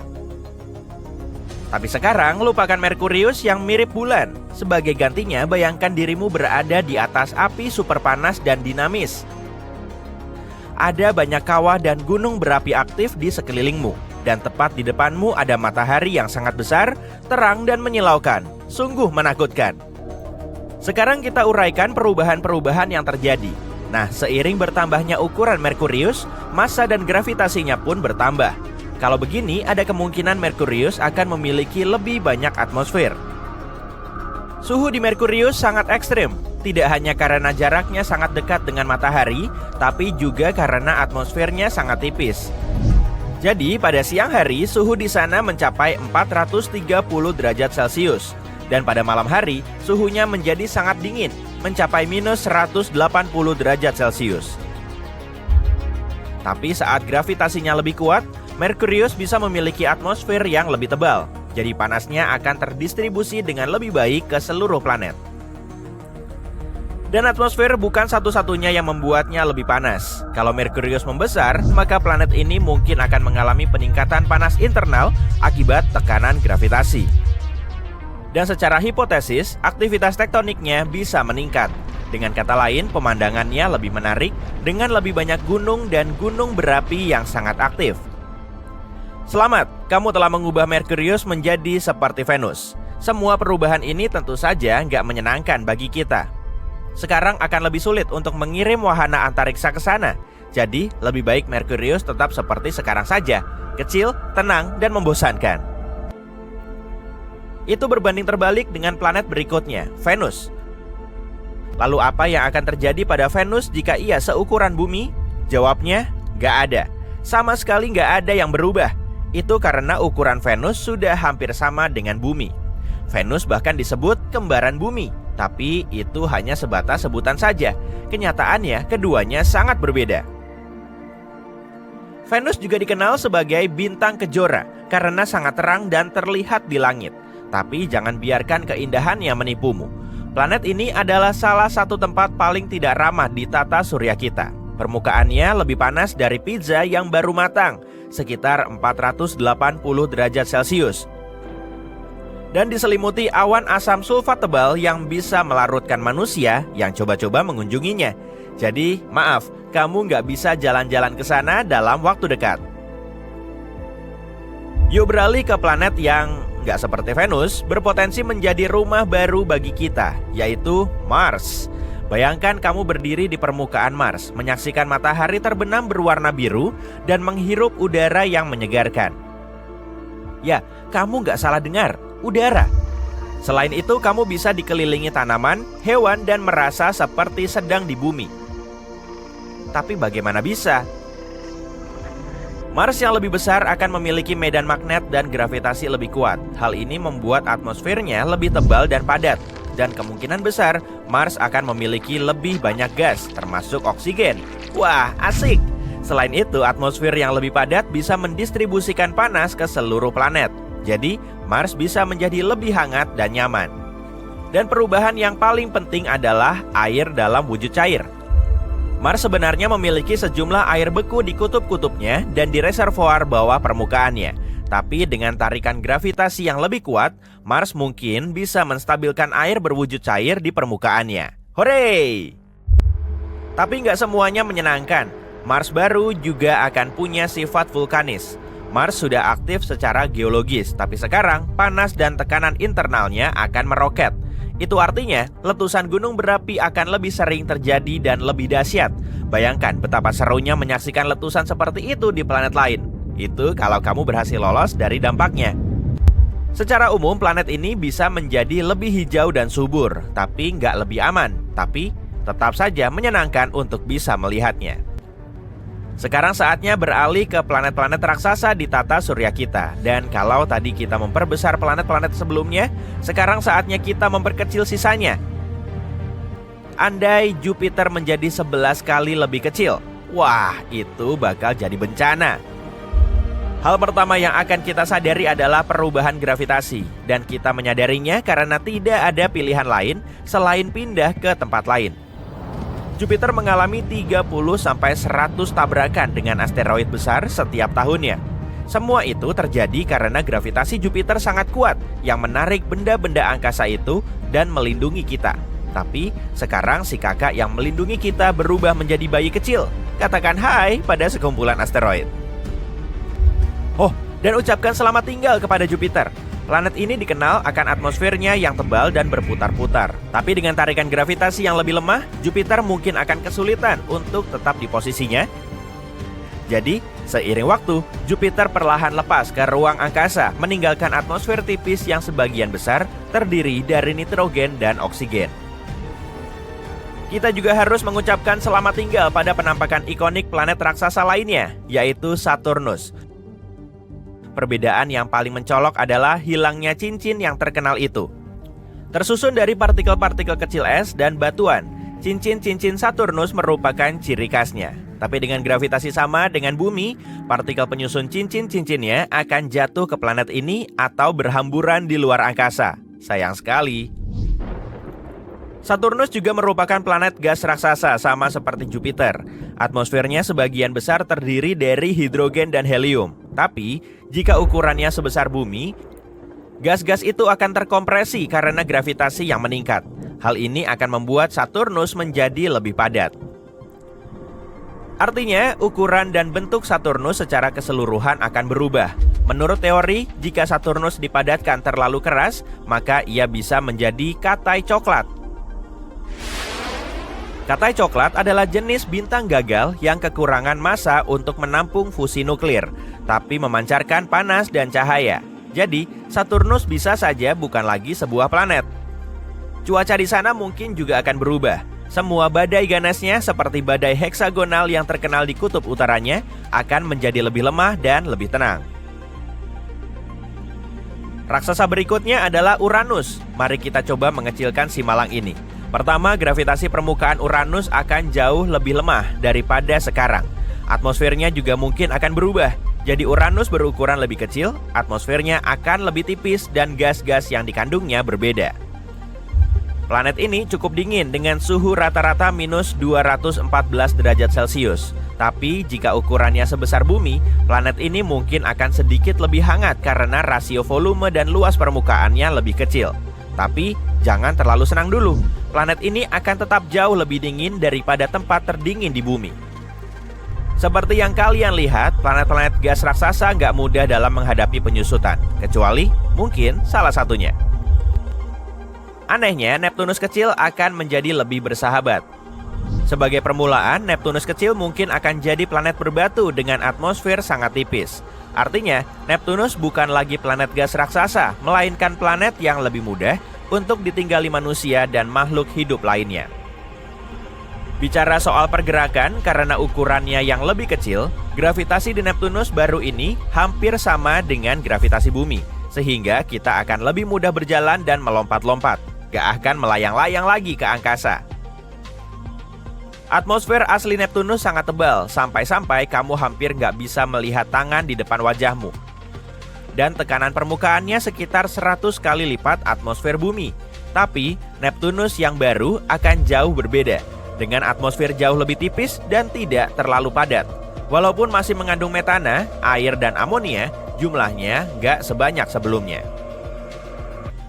Terakhir soal suhunya. Ketika ilmuwan terus menjelajahi alam semesta yang luas, mereka telah membuat beberapa penemuan luar biasa yang membuat mereka punya lebih banyak pertanyaan daripada jawaban. Dari bumi super yang terik sampai dunia berbentuk bola sepak, penemuan eksoplanet di tahun 2022 benar-benar luar biasa. Jadi, berpeganganlah erat-erat, masa depan penemuan eksoplanet tampak lebih cerah dari sebelumnya. Pertama, tipe eksoplanet baru. Katai merah membentuk 70% seluruh bintang di angkasa. Jadi pada September 2022, ilmuwan memutuskan untuk mengamati lebih dekat planet-planet kecil yang mengitari bintang-bintang tersebut. Penemuan mereka sungguh menakjubkan, jenis eksoplanet baru yang terbuat dari setengah batuan dan setengah air, baik dalam bentuk cair maupun es. Peneliti menduga kalau planet-planet ini kemungkinan besar terbentuk dari material es dan dilahirkan jauh dari bintang induknya melewati garis es yang temperatur permukaannya sangat dingin. Tapi planet-planet itu kemudian bermigrasi lebih dekat ke area yang dideteksi para astronom. Penemuan ini bisa berimplikasi besar dalam pencarian kehidupan di alam semesta. Meskipun planet-planet ini penuh dengan air, tetapi mungkin saja nggak diselimuti lautan. Siapa tahu mungkin salah satu darinya akan menjadi bumi 2.0 berikutnya. Nomor 2, dunia seukuran Jupiter. Bayangkan sebuah planet yang sangat besar dan misterius seperti Jupiter yang tersembunyi di galaksi kita. Nah, kita baru saja menemukan salah satu planet yang mengorbit bintang yang jaraknya 379 tahun cahaya. Dinamai TOI 2180b dan planet ini menjadi perbincangan banyak orang. Kenapa? Pertama-tama, planet ini butuh 261 hari untuk mengitari bintangnya, jauh lebih lama daripada planet gas raksasa yang pernah kita temukan sejauh ini. Tapi bukan itu aja, suhu di planet ini cukup sejuk dengan rata-rata minus 112 derajat Celcius. Sebagai perbandingan, temperatur di Jupiter dan Saturnus sekitar minus 138 derajat Celcius. Planet ini seperti jembatan antara eksoplanet raksasa yang telah kita temukan dengan Jupiter. Pertanyaannya, bagaimana planet ini bisa begitu berbeda? Ilmuwan masih berusaha mencari tahu, semoga saja kita bisa segera mendapatkan jawabannya. Nomor 3, planet Hulk. Planet ini merupakan tempat yang permukaannya diselimuti magma cair dan 1 tahun hanya berlangsung selama setengah hari.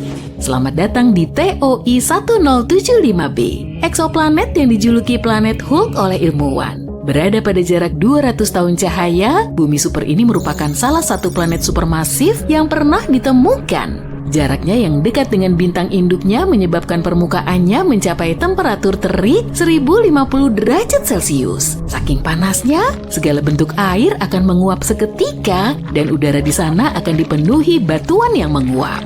Tapi bukan hanya panasnya saja yang mengesankan, ukurannya juga. Masa TOI 1075b hampir 10 kali masa bumi, menjadikannya salah satu bumi super paling masif yang pernah ditemukan. Tapi misteri nggak berhenti sampai di situ. Orbit planet ini hanya butuh waktu 14,5 jam, menjadikannya salah satu periode orbit terpendek yang pernah tercatat untuk planet seukurannya. Tambahan yang menarik untuk katalog kita ya. Nomor 4, 3 planet yang hancur. Astronom menemukan 3 planet yang berputar-putar dalam tarian berbahaya di samping bintang-bintang yang perlahan-lahan meredup. 1 dekade lalu, ilmuwan gak pernah membayangkan kalau planet-planet seperti itu bisa ada. Planet-planet gas raksasa yang ukurannya mirip Jupiter ini mengorbit terlalu dekat dengan bintang induknya yang mulai meredup. Pada dasarnya, planet-planet ini dalam bahaya. Contohnya planet yang diberi nama TOI 2337b ini, orbitnya kemungkinan besar akan membawanya meluncur ke pelukan bintang induknya dalam waktu kurang dari 1 juta tahun. Saat itu aku pasti udah nggak ada. Ketika bintang-bintang ini memasuki hari-hari terakhirnya, bintang-bintang menarik planet-planet di dekatnya seperti lubang hitam, mengubah orbitnya, dan berpotensi menyebabkan tabrakan dahsyat. Dan ketika planet-planet ini semakin dekat dengan bintangnya, atmosfernya akan memanas dan mengembang, menyebabkan perbedaan kerapatan yang mencengangkan. Namun, terlepas dari malapetaka dan kesuramannya, mempelajari planet-planet ini bisa memberi kita wawasan berharga tentang evolusi tata surya. Nomor 5, planet dengan atmosfer barium. Ini adalah 2 planet yang panas dan membara yang atmosfernya terbuat dari elemen terberat yang pernah ditemukan di eksoplanet, barium. Kedua planet yang dikenal sebagai WASP-76b dan WASP-121b ini merupakan planet gas raksasa yang sangat panas dan disebut Jupiter panas yang mengorbit sangat dekat dengan bintang induknya. Planet-planet ini pada dasarnya seperti bola api raksasa dengan satu sisi menghadap ke bintang dengan temperatur yang cukup panas untuk menguapkan besi serta logam-logam lainnya. Tapi ketika uap besi yang panas itu tertiup ke sisi planet yang lebih dingin di malam hari, uap besi berubah menjadi cairan dan jatuh sebagai hujan besi. Planet-planet ini menyimpan kejutan istimewa bagi kita. Barium merupakan logam berat sekitar 2,5 kali lebih berat dari besi, namun para ilmuwan berhasil mendeteksinya di lapisan atas atmosfer planet-planet tersebut. Ini benar-benar misteri dan teka-teki yang masih kita coba pecahkan. Bayangkan kalau kita mendarat di planet seperti ini dan melihat hujan besi dan barium yang sangat banyak di langitnya. Itu akan sangat mengerikan. Nomor 6, planet sepak bola. Bersiaplah untuk terpukau para penggemar ruang angkasa. Karena kita baru saja menemukan planet berbentuk bola dan planet ini nggak seperti planet yang pernah kita lihat sebelumnya. Perkenalkan, WASP-103b. Eksoplanet ultrapanas yang berjarak lebih dari 1000 tahun cahaya dari bumi. Planet gas raksasa ini berada sangat dekat dengan bintang induknya sehingga bentuknya meregang akibat gaya gravitasi yang kuat. Tapi ini bukan sekedar permainan pengubah bentuk yang seru, tapi juga penemuan ilmiah yang berharga. Dengan mempelajari lintasan planet di bintang induknya, untuk pertama kalinya kita bisa mengukur perubahan bentuk planet. Ini seperti memotret planet yang sedang bergerak dan memberi kita wawasan tentang kondisi ekstrim yang bisa dialami planet-planet tersebut. Ini benar-benar penemuan yang luar biasa. Nomor 7, cahaya zodiak. Siap untuk cerita hantu kosmik? Ilmuwan dan siswa sekolah menengah di Tiongkok telah menemukan fenomena menyeramkan di 3 eksoplanet yang jauh. Fenomena ini disebut cahaya zodiak, yaitu cahaya yang mirip dengan cahaya yang kita lihat di bumi saat matahari terbenam. Tapi ini bukan sekedar pertunjukan cahaya yang menakutkan, bisa jadi ini merupakan petunjuk tentang susunan planet-planet yang berpotensi untuk dihuni. Bayangkan melihat matahari terbenam dari tempat gelap di bumi dan alih-alih kegelapan yang muncul justru segitiga cahaya. Itulah cahaya zodiak. Cahaya ini disebabkan oleh cahaya matahari yang memantul dari partikel-partikel debu yang memenuhi tata surya, sisa-sisa asteroid, dan komet. Tim peneliti menganalisis 47 eksoplanet yang berpotensi laik huni dan menemukan kalau 3 di antaranya yaitu Kepler 69c, Kepler 1229b, dan Kepler 395c yang merupakan bumi super punya tanda-tanda cahaya ini. Penemuan ini lebih dari sekedar fenomena yang menyeramkan. Penemuan ini bisa mengungkap informasi mengenai keberadaan asteroid dan komet di sistem eksoplanet yang mungkin sulit dideteksi dengan cara lain. Jadi ini sangat bagus. Nomor 8, planet dengan awan silikat. Perkenalkan, VHS-1256b. Bukan sistem perekaman video rumahan ya, tapi sebuah dunia yang aneh dan eksotis yang diselimuti misteri dan keajaiban. Sebuah tempat di mana awan terbuat dari pasir dan langit selalu berwarna merah. Ini bukan cerita fiksi ilmiah, tapi penemuan nyata yang dibuat oleh pemikir brilian di NASA. Ini adalah eksoplanet katai coklat yang sedang membuat heboh komunitas astronomi. Planet ini terlalu masif untuk sebuah planet, hampir 20 kali lebih besar dari Jupiter, tapi bukan bintang. Planet ini berada di antara keduanya, sebuah teka-teki kosmik yang sulit didefinisikan. Namun, yang benar-benar gila dari VHS 1256b adalah atmosfernya. Para ilmuwan menemukan kalau dunia aneh ini diselimuti awan. Oke, disinilah kamu di tengah samudra. Samudra ini tak berujung, tapi kamu tak bisa melihatnya karena ada kabut tebal di sekitarmu. Awan tebal menyembunyikan matahari yang besar, namun redup. Ini siang atau malam? Kamu nggak tahu, cuma ada kabut abu-abu di sekitarmu. Kamu sendirian, meski kamu mencoba menyelam setelah beberapa jam, kamu masih nggak bisa melihat dasarnya. Dan begitulah planet air pada umumnya. Kedengarannya memang agak suram ya, tapi nggak seburuk itu kok. Dunia air ini lebih menarik daripada kelihatannya, jadi mari kita kenali lebih dekat. Planet samudra adalah planet yang sesuai tebakanmu, sebagian besar terdiri dari air, es, dan mungkin sedikit bebatuan. Coba ingat kembali samudra di bumi, kedalamannya yang mengerikan, Palung Mariana, dan lainnya. Nah, sekarang bisakah kamu menebak berapa banyak ruang yang dibutuhkan seluruh air di bumi?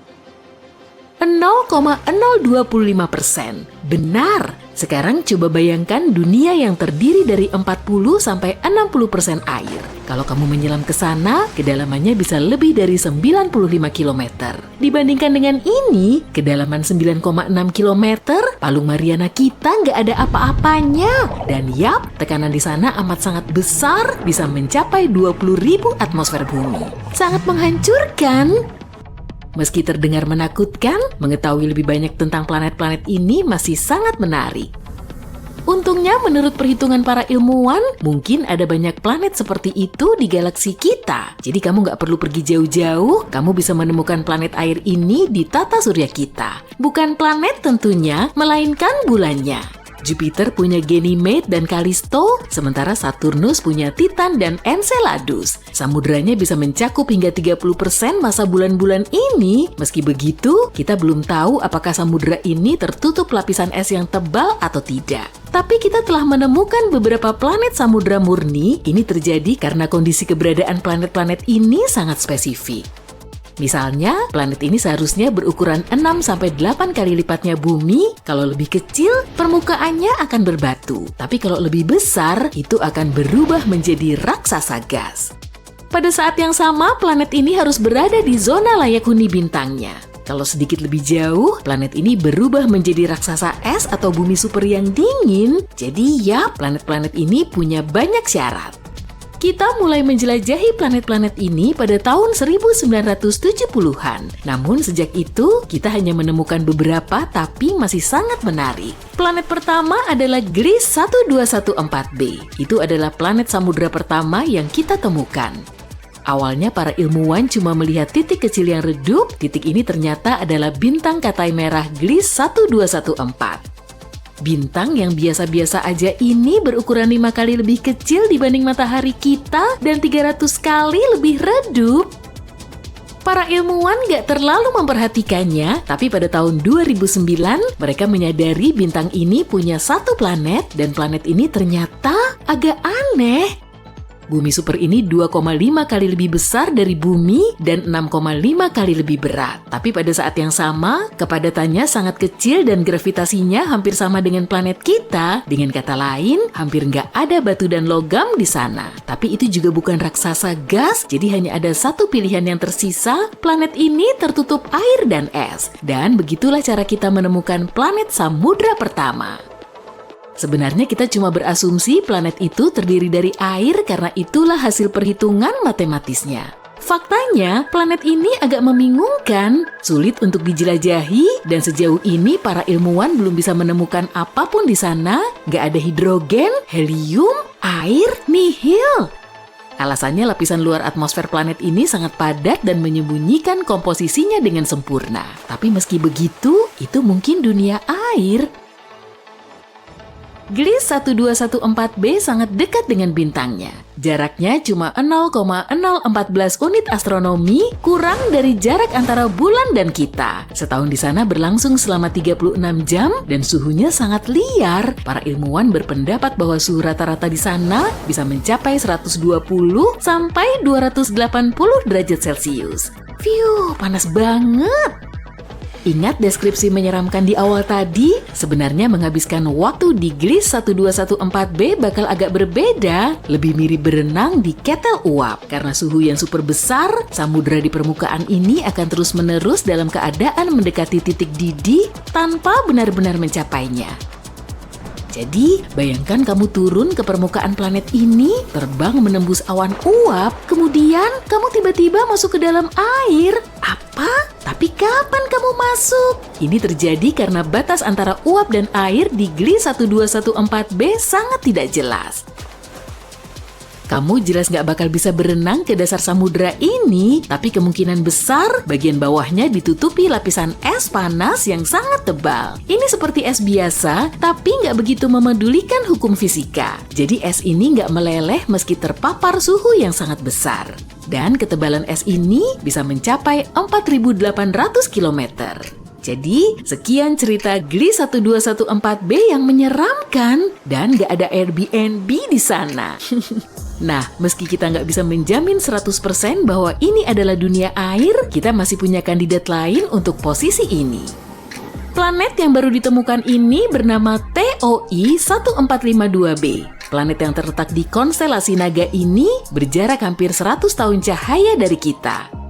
Planet ini ditemukan menggunakan teleskop TESS oleh sekelompok peneliti dari Universitas Montreal. Planet ini juga termasuk dalam kelas bumi super, ukurannya 7 kali lebih besar dari bumi, tapi 48 kali lebih berat. Sekali lagi, kepadatannya sangat rendah, karenanya para ilmuwan menduga bahwa hampir seluruh planet ini terdiri dari samudra raksasa.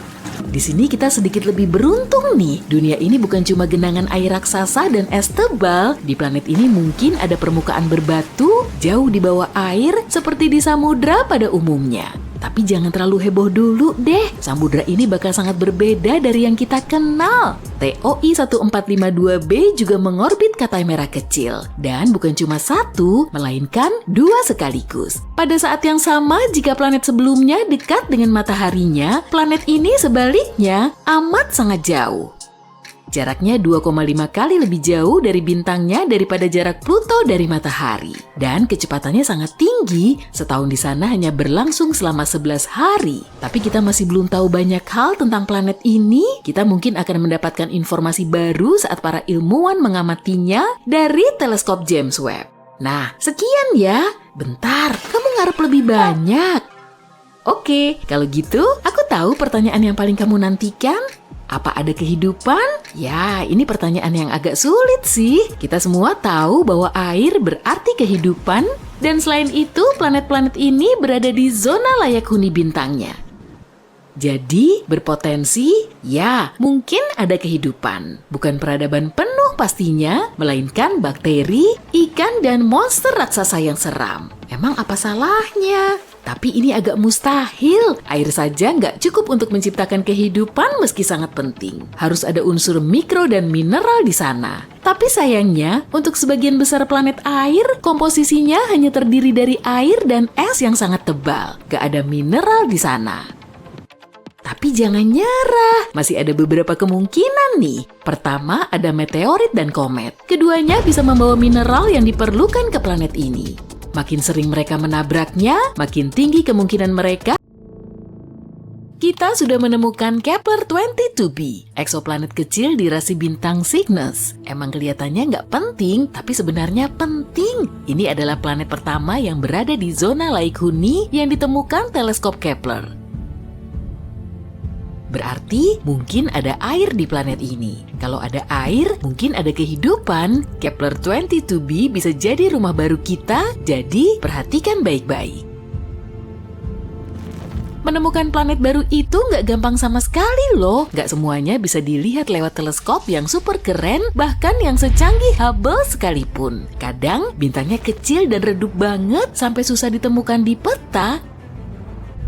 Seperti Kepler-22, saintis sampai harus menggunakan metode khusus. Pertama-tama mereka mengambil banyak foto bintang itu dalam beberapa periode waktu, lalu mereka mengamatinya dan berpikir, bintang ini punya bintik gelap nggak ya? Kalau ada, mungkin aja itu planet.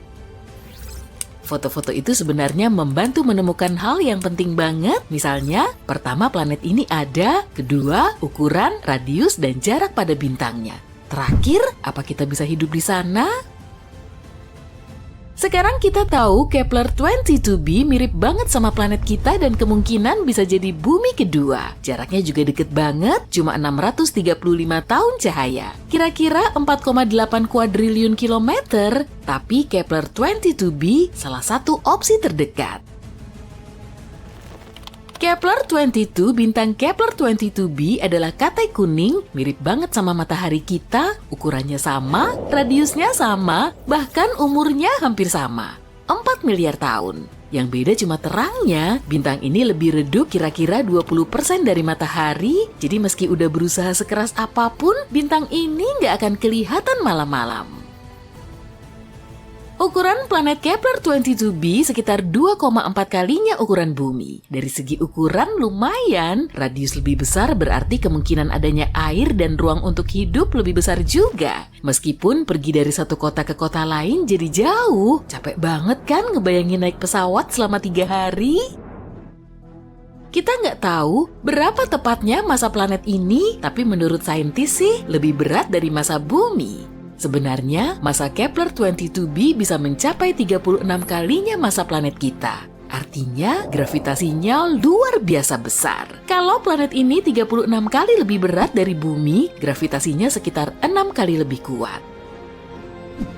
Ngangkat 9 kilo kentang aja udah susah, apalagi 54 kilo. Ditambah lagi badan kamu bakal jauh lebih berat di sana. Jalan aja butuh otot yang besar, kamu harus jadi atlet binaraga cuma untuk berangkat kerja.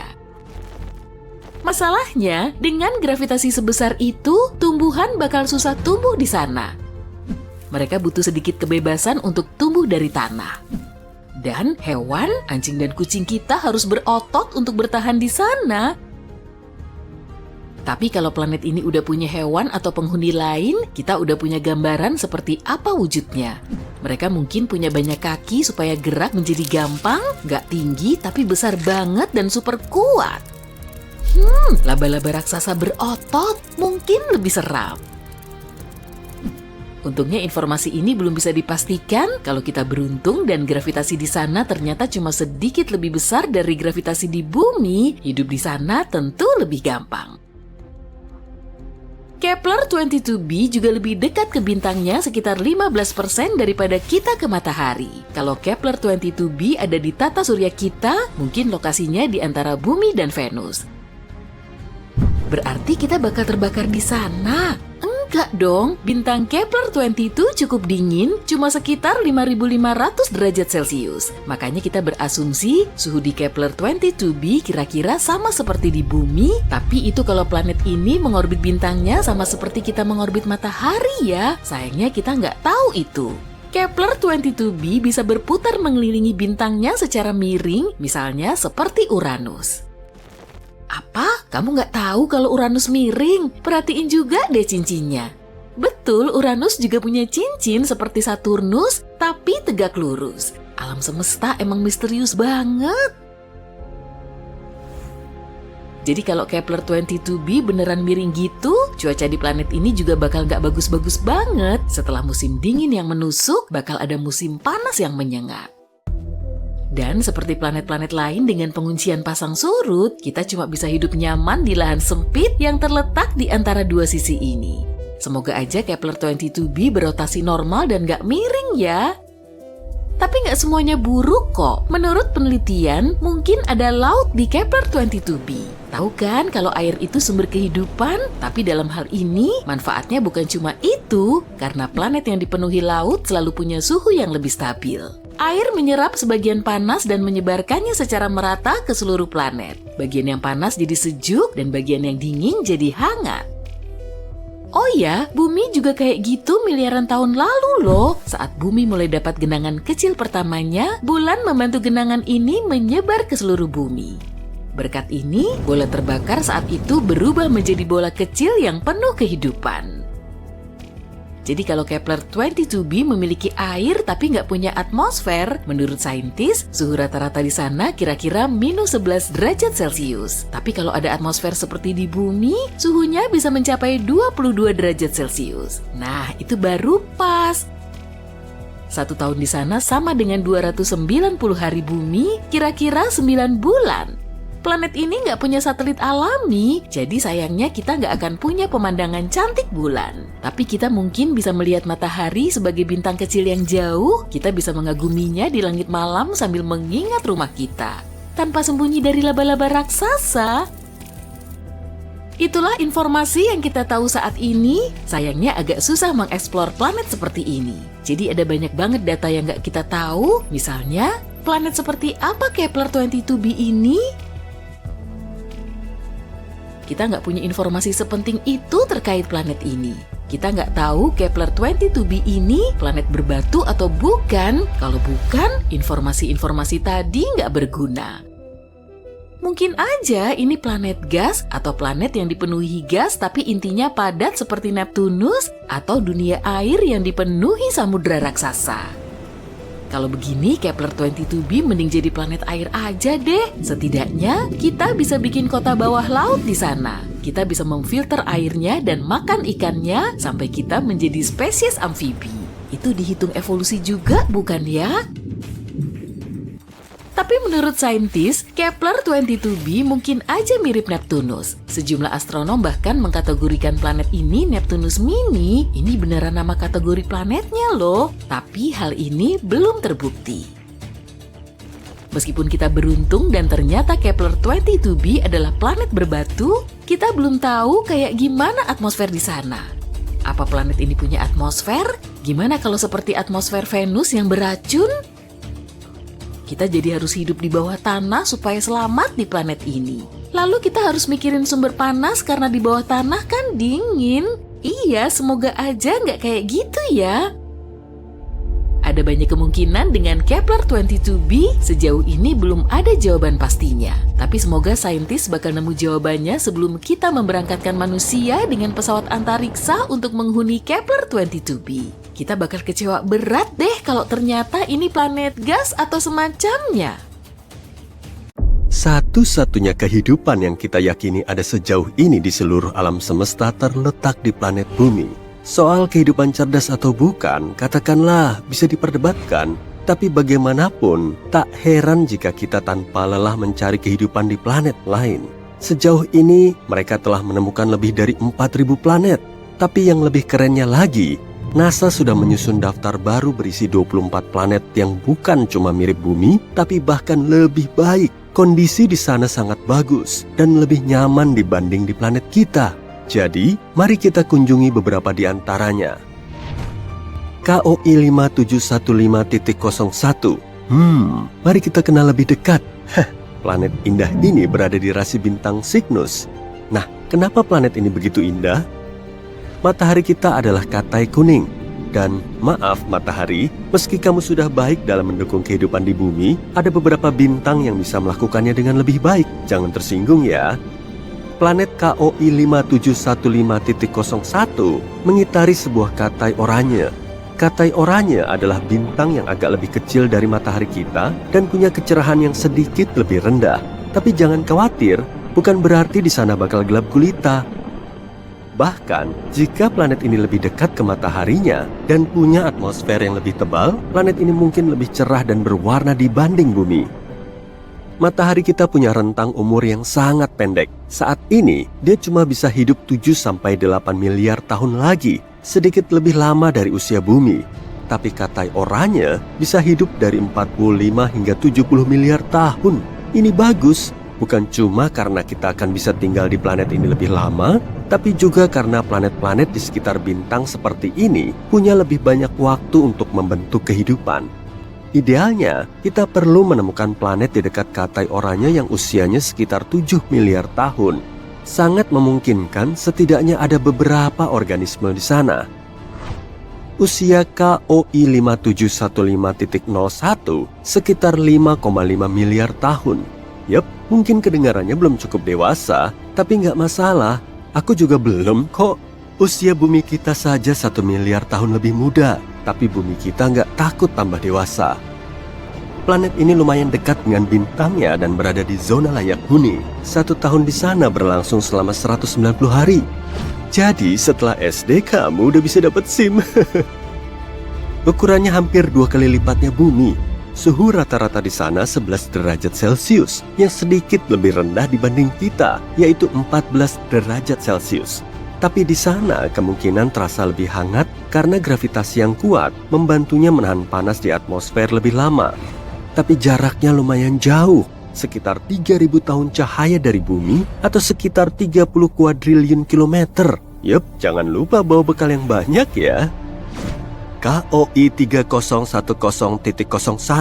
Planet ini ditemukan di sebelah bintang KOI 2010. Planet ini kayaknya merupakan dunia yang sangat menyenangkan.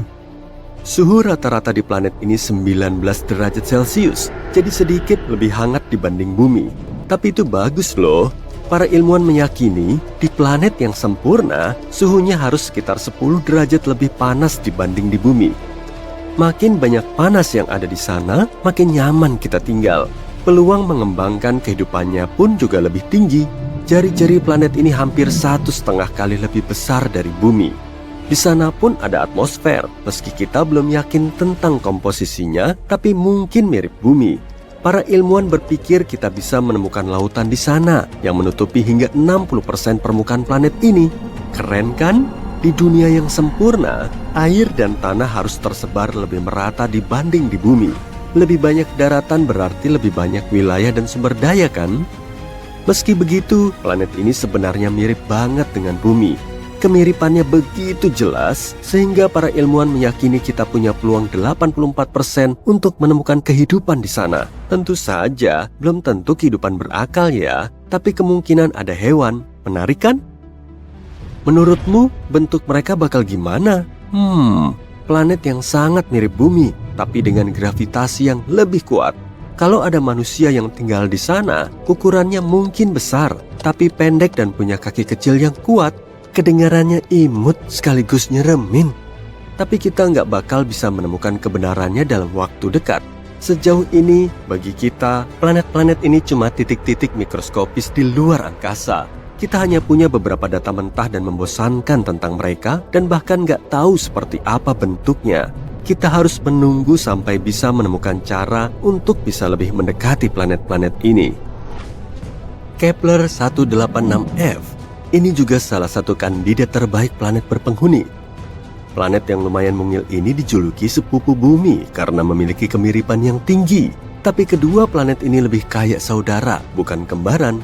Kepler 186f berputar mengitari Katai Merah. Katai Merah adalah bintang yang bahkan lebih redup dan lebih kecil dibanding Katai Oranye.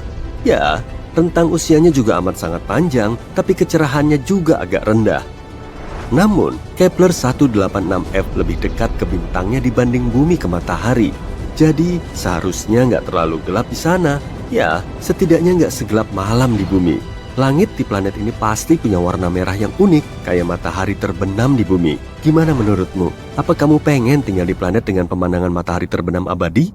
Ukuran planet ini hampir sama dengan bumi. Lumayan, tapi nggak sempurna. Kenapa? Karena planet yang sempurna adalah yang lebih besar dari bumi dan punya gravitasi yang lebih kuat. Kamu mungkin protes, tapi bukannya bakal lebih sulit berjalan di sana dan lebih sulit lagi buat bangun dari kasur pas hari Senin? Iya tentu. Namun, di sisi lain, planet ini akan menarik atmosfer dengan lebih baik. Atmosfer bakal lebih tebal dan padat. Artinya, perlindungan dari objek antariksa yang menakutkan menjadi lebih kuat. Lebih banyak oksigen dan lebih banyak panas.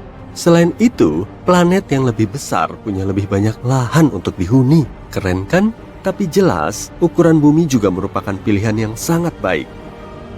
Ada fakta keren lain. Kemiringan Kepler 186f hampir sama dengan kemiringan kita. Artinya, ada musim yang stabil dan siklus siang malam yang normal. Apa kamu tahu betapa pentingnya kemiringan suatu planet? Mars misalnya. Mars sebenarnya juga berada di zona layak huni matahari kita. Tapi kemiringannya sangat tidak stabil. Akibatnya, seluruh lautan yang dulunya pernah ada di sana kini benar-benar kering. Sekarang cuma ada gurun merah dan nggak ada kehidupan di sana. Setidaknya sejauh yang kita tahu. Tapi kamu bisa melihat betapa pentingnya detail kecil ini kan? Kepler 186f juga lumayan jauh dari kita. 490 tahun cahaya, itu hampir 5 kuadriliun kilometer. Jadi, kita masih harus nungguin kemajuan perjalanan antar galaksi. Kepler 62e dan 62f. Planet-planet ini disebut sebagai yang paling mirip Bumi. Sebelum kita menemukan Kepler 186f, mereka mirip banget sama rumah kita. Kepler 62e sekitar 1,5 kali lebih besar dari Bumi, dan Kepler 62f hanya sedikit lebih kecil dari itu. Keduanya terletak di rasi bintang Lyra, sekitar 1.200 tahun cahaya dari kita. Keduanya juga mengorbit Katai Merah. 1 tahun di Kepler 62e berlangsung sekitar 122 hari, bahkan lebih cepat dibanding planet pertama yang telah kita bahas tadi. Para ilmuwan meyakini baik 62e dan 62f adalah dunia air, tempat hangat yang sebagian besar atau mungkin seluruhnya tertutup air. Jika ada daratan di sana, mungkin cuma pulau saja. Sebuah dunia yang cuma terdiri dari pulau-pulau. Pasti indah bagi beberapa orang, kayak Hawaii, dan mimpi buruk bagi yang lain. Coba ingat Megalodon. Tapi kalau kamu suka hewan laut purba, Gimana? Udahan rebahannya? Aku punya tugas berat untuk kamu nih. Tenang aja, seru kok. Kamu bakal pergi ke beberapa planet di tata surya dan mencoba lari di sana. Yuk cari tahu di mana kamu bisa lari paling cepat dan di mana kamu nggak bisa jalan. Pria tercepat di bumi, Usain Bolt, bisa lari dengan kecepatan rata-rata 38 km per jam. Tapi kecepatan tertingginya 43 km per jam. Sayangnya, gak semua orang kayak Usain Bolt. Rata-rata orang lari pada kecepatan 10-13 km per jam. Tapi mungkin di planet lain, kamu bisa mengalahkan rekor sprinter asal Jamaika ini. Kita bahas dulu apa yang bakal memengaruhi kecepatan lari kamu di planet lain ya. Gravitasi. Kekuatan gravitasi di planet yang kamu kunjungi bakal berpengaruh pada berat badanmu. Dan seringkali semakin berat bobotmu, semakin lambat larimu. Di semua planet lain yang ada di tata surya kecuali bumi, kamu harus memakai baju astronaut yang besar. Tanpa itu kamu nggak bisa bertahan. Jangan lupa juga kondisi cuaca ekstrem di kebanyakan planet, bisa dingin banget atau panas banget, bisa juga sangat berangin. Kita mulai perjalanannya ya, pakai sabuk pengamanmu. Planet pertama kita adalah Merkurius. Saat kamu mengintip lewat jendela pesawat antariksa, kamu melihat planet ini mirip banget sama bulan. Tapi beberapa saat kemudian, kamu sadar itu cuma ilusi. Ada banyak kawah akibat batuan luar angkasa di seluruh permukaan Merkurius. Ini bisa bikin tugas kamu lebih susah di planet ini. Hal ini dan baju astronaut jelas, tapi kamu nggak akan bisa bertahan di Merkurius tanpa perlindungan itu. Suhu di planet ini ekstrem, 420 derajat Celcius pada siang hari dan minus 179 pada malam hari. Tapi ada satu hal yang bisa menguntungkanmu di planet yang gak ramah ini. Misalnya berat badanmu di bumi 70 kg, di Merkurius bakal menjadi 26 kg. Artinya, meskipun pakai baju astronaut, kamu bisa bergerak lebih cepat daripada di bumi. Kalau berusaha keras, kecepatanmu bakal mencapai 21 km per jam. Selanjutnya Venus yang dijuluki bintang kejora. Saat mendekati planet ini, kamu melihat dunia yang sangat berbeda dengan planet kebiruan yang kamu lihat di buku. Sebelum mendarat, kamu harus melewati atmosfer super padat yang terdiri dari karbon dioksida. Selagi pesawat antariksa turun, kamu melihat awan asam sulfat tebal. Venus sering disebut kembaran bumi karena punya ukuran dan kepadatan yang sama. Gak heran, di Venus berat badanmu hampir sama kayak di bumi, 63 kg. Memang lebih ringan di sini, tapi jangan lupa baju astronautmu. Karena kondisi Venus hampir sama kayak di bumi, kamu bisa lari sedikit lebih cepat daripada di bumi, sekitar 14 km per jam. Kesan pertamamu tentang Mars adalah dingin banget, suhu rata-rata di sini sekitar minus 62 derajat Celcius. Dari kejauhan saja, planet ini kelihatan kemerahan. Begitu kamu menginjak permukaan Mars, kamu tahu penyebabnya. Permukaannya dipenuhi debu warna karat. Debu halus itu juga mengapung di udara di sekitarmu. Kamu melihat warna keemasan, coklat, coklat tua, dan bahkan kehijauan di Mars. Ternyata itu dipengaruhi mineral yang ada di tanahnya. Tebal lapisan debunya berbeda-beda, tapi kebanyakan sekitar 2 meter. Itu bikin lari jadi lebih susah. Di Mars berat badanmu bakal jauh lebih ringan daripada di bumi, cuma 26 kg. Ini bakal membantumu mencapai kecepatan 19 km per jam. Hebat kan? Apa tuh di kejauhan? Mirip tornado. Itu badai debu. Berarti waktunya lari. Badai debu kadang menyelimuti seluruh planet ini dan kamu bahkan bisa melihat badai terbesar Mars dari bumi. Dan sekarang ada masalah nih. Jupiter dan Saturnus adalah raksasa gas. Selain itu, planet ini sangat besar sampai bisa menelan 1.300 bumi. Masalahnya planet ini nggak punya permukaan padat. Bayangkan kayak apa latihan larimu kalau kamu bisa lari di Jupiter. Planet ini memiliki atmosfer yang terdiri dari hidrogen dan helium. Saat turun ke planet ini, kamu kagum dengan awan tebalnya yang berwarna coklat, kuning, merah, dan putih. Hal tersebut membuat planet ini warna-warni dan punya garis rata. Di Jupiter, berat badanmu 177 kg. Berjalan di planet ini bisa bikin kamu keringetan, ditambah baju astronot, itu juga kalau kamu bisa jalan di permukaannya. Kalau kamu mencoba lari di sana, hasilnya mungkin cuma 1,6 sampai 3 km per jam. Lebih parah lagi, Jupiter berangin banget. Kecepatannya 322 sampai 644 km per jam. Lihat cincin itu enggak? Itu Saturnus, satu lagi raksasa gas yang enggak punya permukaan padat. Planet ini sebagian besar terdiri dari hidrogen dan helium. Semakin dalam, suhu dan kepadatannya berubah. Kalau kamu berusaha menginjakan kaki di permukaan Saturnus, kamu akan langsung jatuh ke dalam planet itu.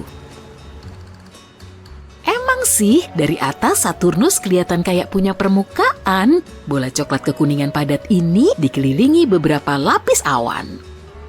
Lapisan luarnya terdiri dari awan amonia, di bawahnya ada awan hidrosulfida, dan lapisan terdalamnya awan air. Meskipun Saturnus raksasa gas, berat badanmu nggak begitu berbeda di sini. Sekitar 75 kg karena gravitasinya mirip gravitasi bumi. Tapi karena kondisi di planet ini dan baju astronot yang besar, kamu nggak akan bisa lari cepat, paling sekitar 6 km per jam. Sebelum pergi, kamu mengagumi ciri paling terkenal Saturnus, cincinnya yang berwarna abu-abu, krem, dan coklat. Kumpulan cincin kecil ini terdiri dari bongkahan batu dan es. Kamu juga melihat beberapa dari 53 satelit Saturnus. Itu Titan, dunia es yang lebih besar daripada bulan dan bahkan Merkurius. Titan adalah satelit terbesar kedua di tata surya. Planet berikutnya adalah bola hijau biru yang terdiri dari es dan gas. Raksasa es Uranus. Warna planet ini cantik karena cahaya dari matahari terpantul di permukaannya. Uranus nggak padat, tekan remnya. Kalau terlambat berhenti, pesawatmu akan melewati atmosfer atas dan tenggelam ke bagian tengah planet ini yang cair. Kayaknya kamu nggak bisa lari di sini deh. Jadi bayangin aja ya. Di Uranus, berat badanmu sekitar 62 kg. Anehnya, kamu bisa mendapat kecepatan bagus di sini, setidaknya 13 km per jam. Itu juga kalau kamu nggak terjebak hurikan di sana ya. Badai ekstrem terjadi di planet ini pada musim panas saat suhu Uranus paling panas. Lalu hurikan bisa menyebar lebih dari 9.000 km. Ukuran planet terjauh dari matahari, Neptunus, adalah 4 kali ukuran bumi, tapi 17 kali lebih berat. Permukaan biru yang kamu lihat saat mendekati Neptunus sebenarnya lapisan gas yang berputar dan awan permanen. Mantel planet ini terdiri dari es air, amonia, dan metana. Kira-kira beginilah permukaan Neptunus. Tapi nggak ada dataran padat yang bisa kamu injak. Jadi sekali lagi kita berimajinasi saja. Di Neptunus beratmu sedikit bertambah daripada di bumi 79 kg. Tapi kecepatan larimu cuma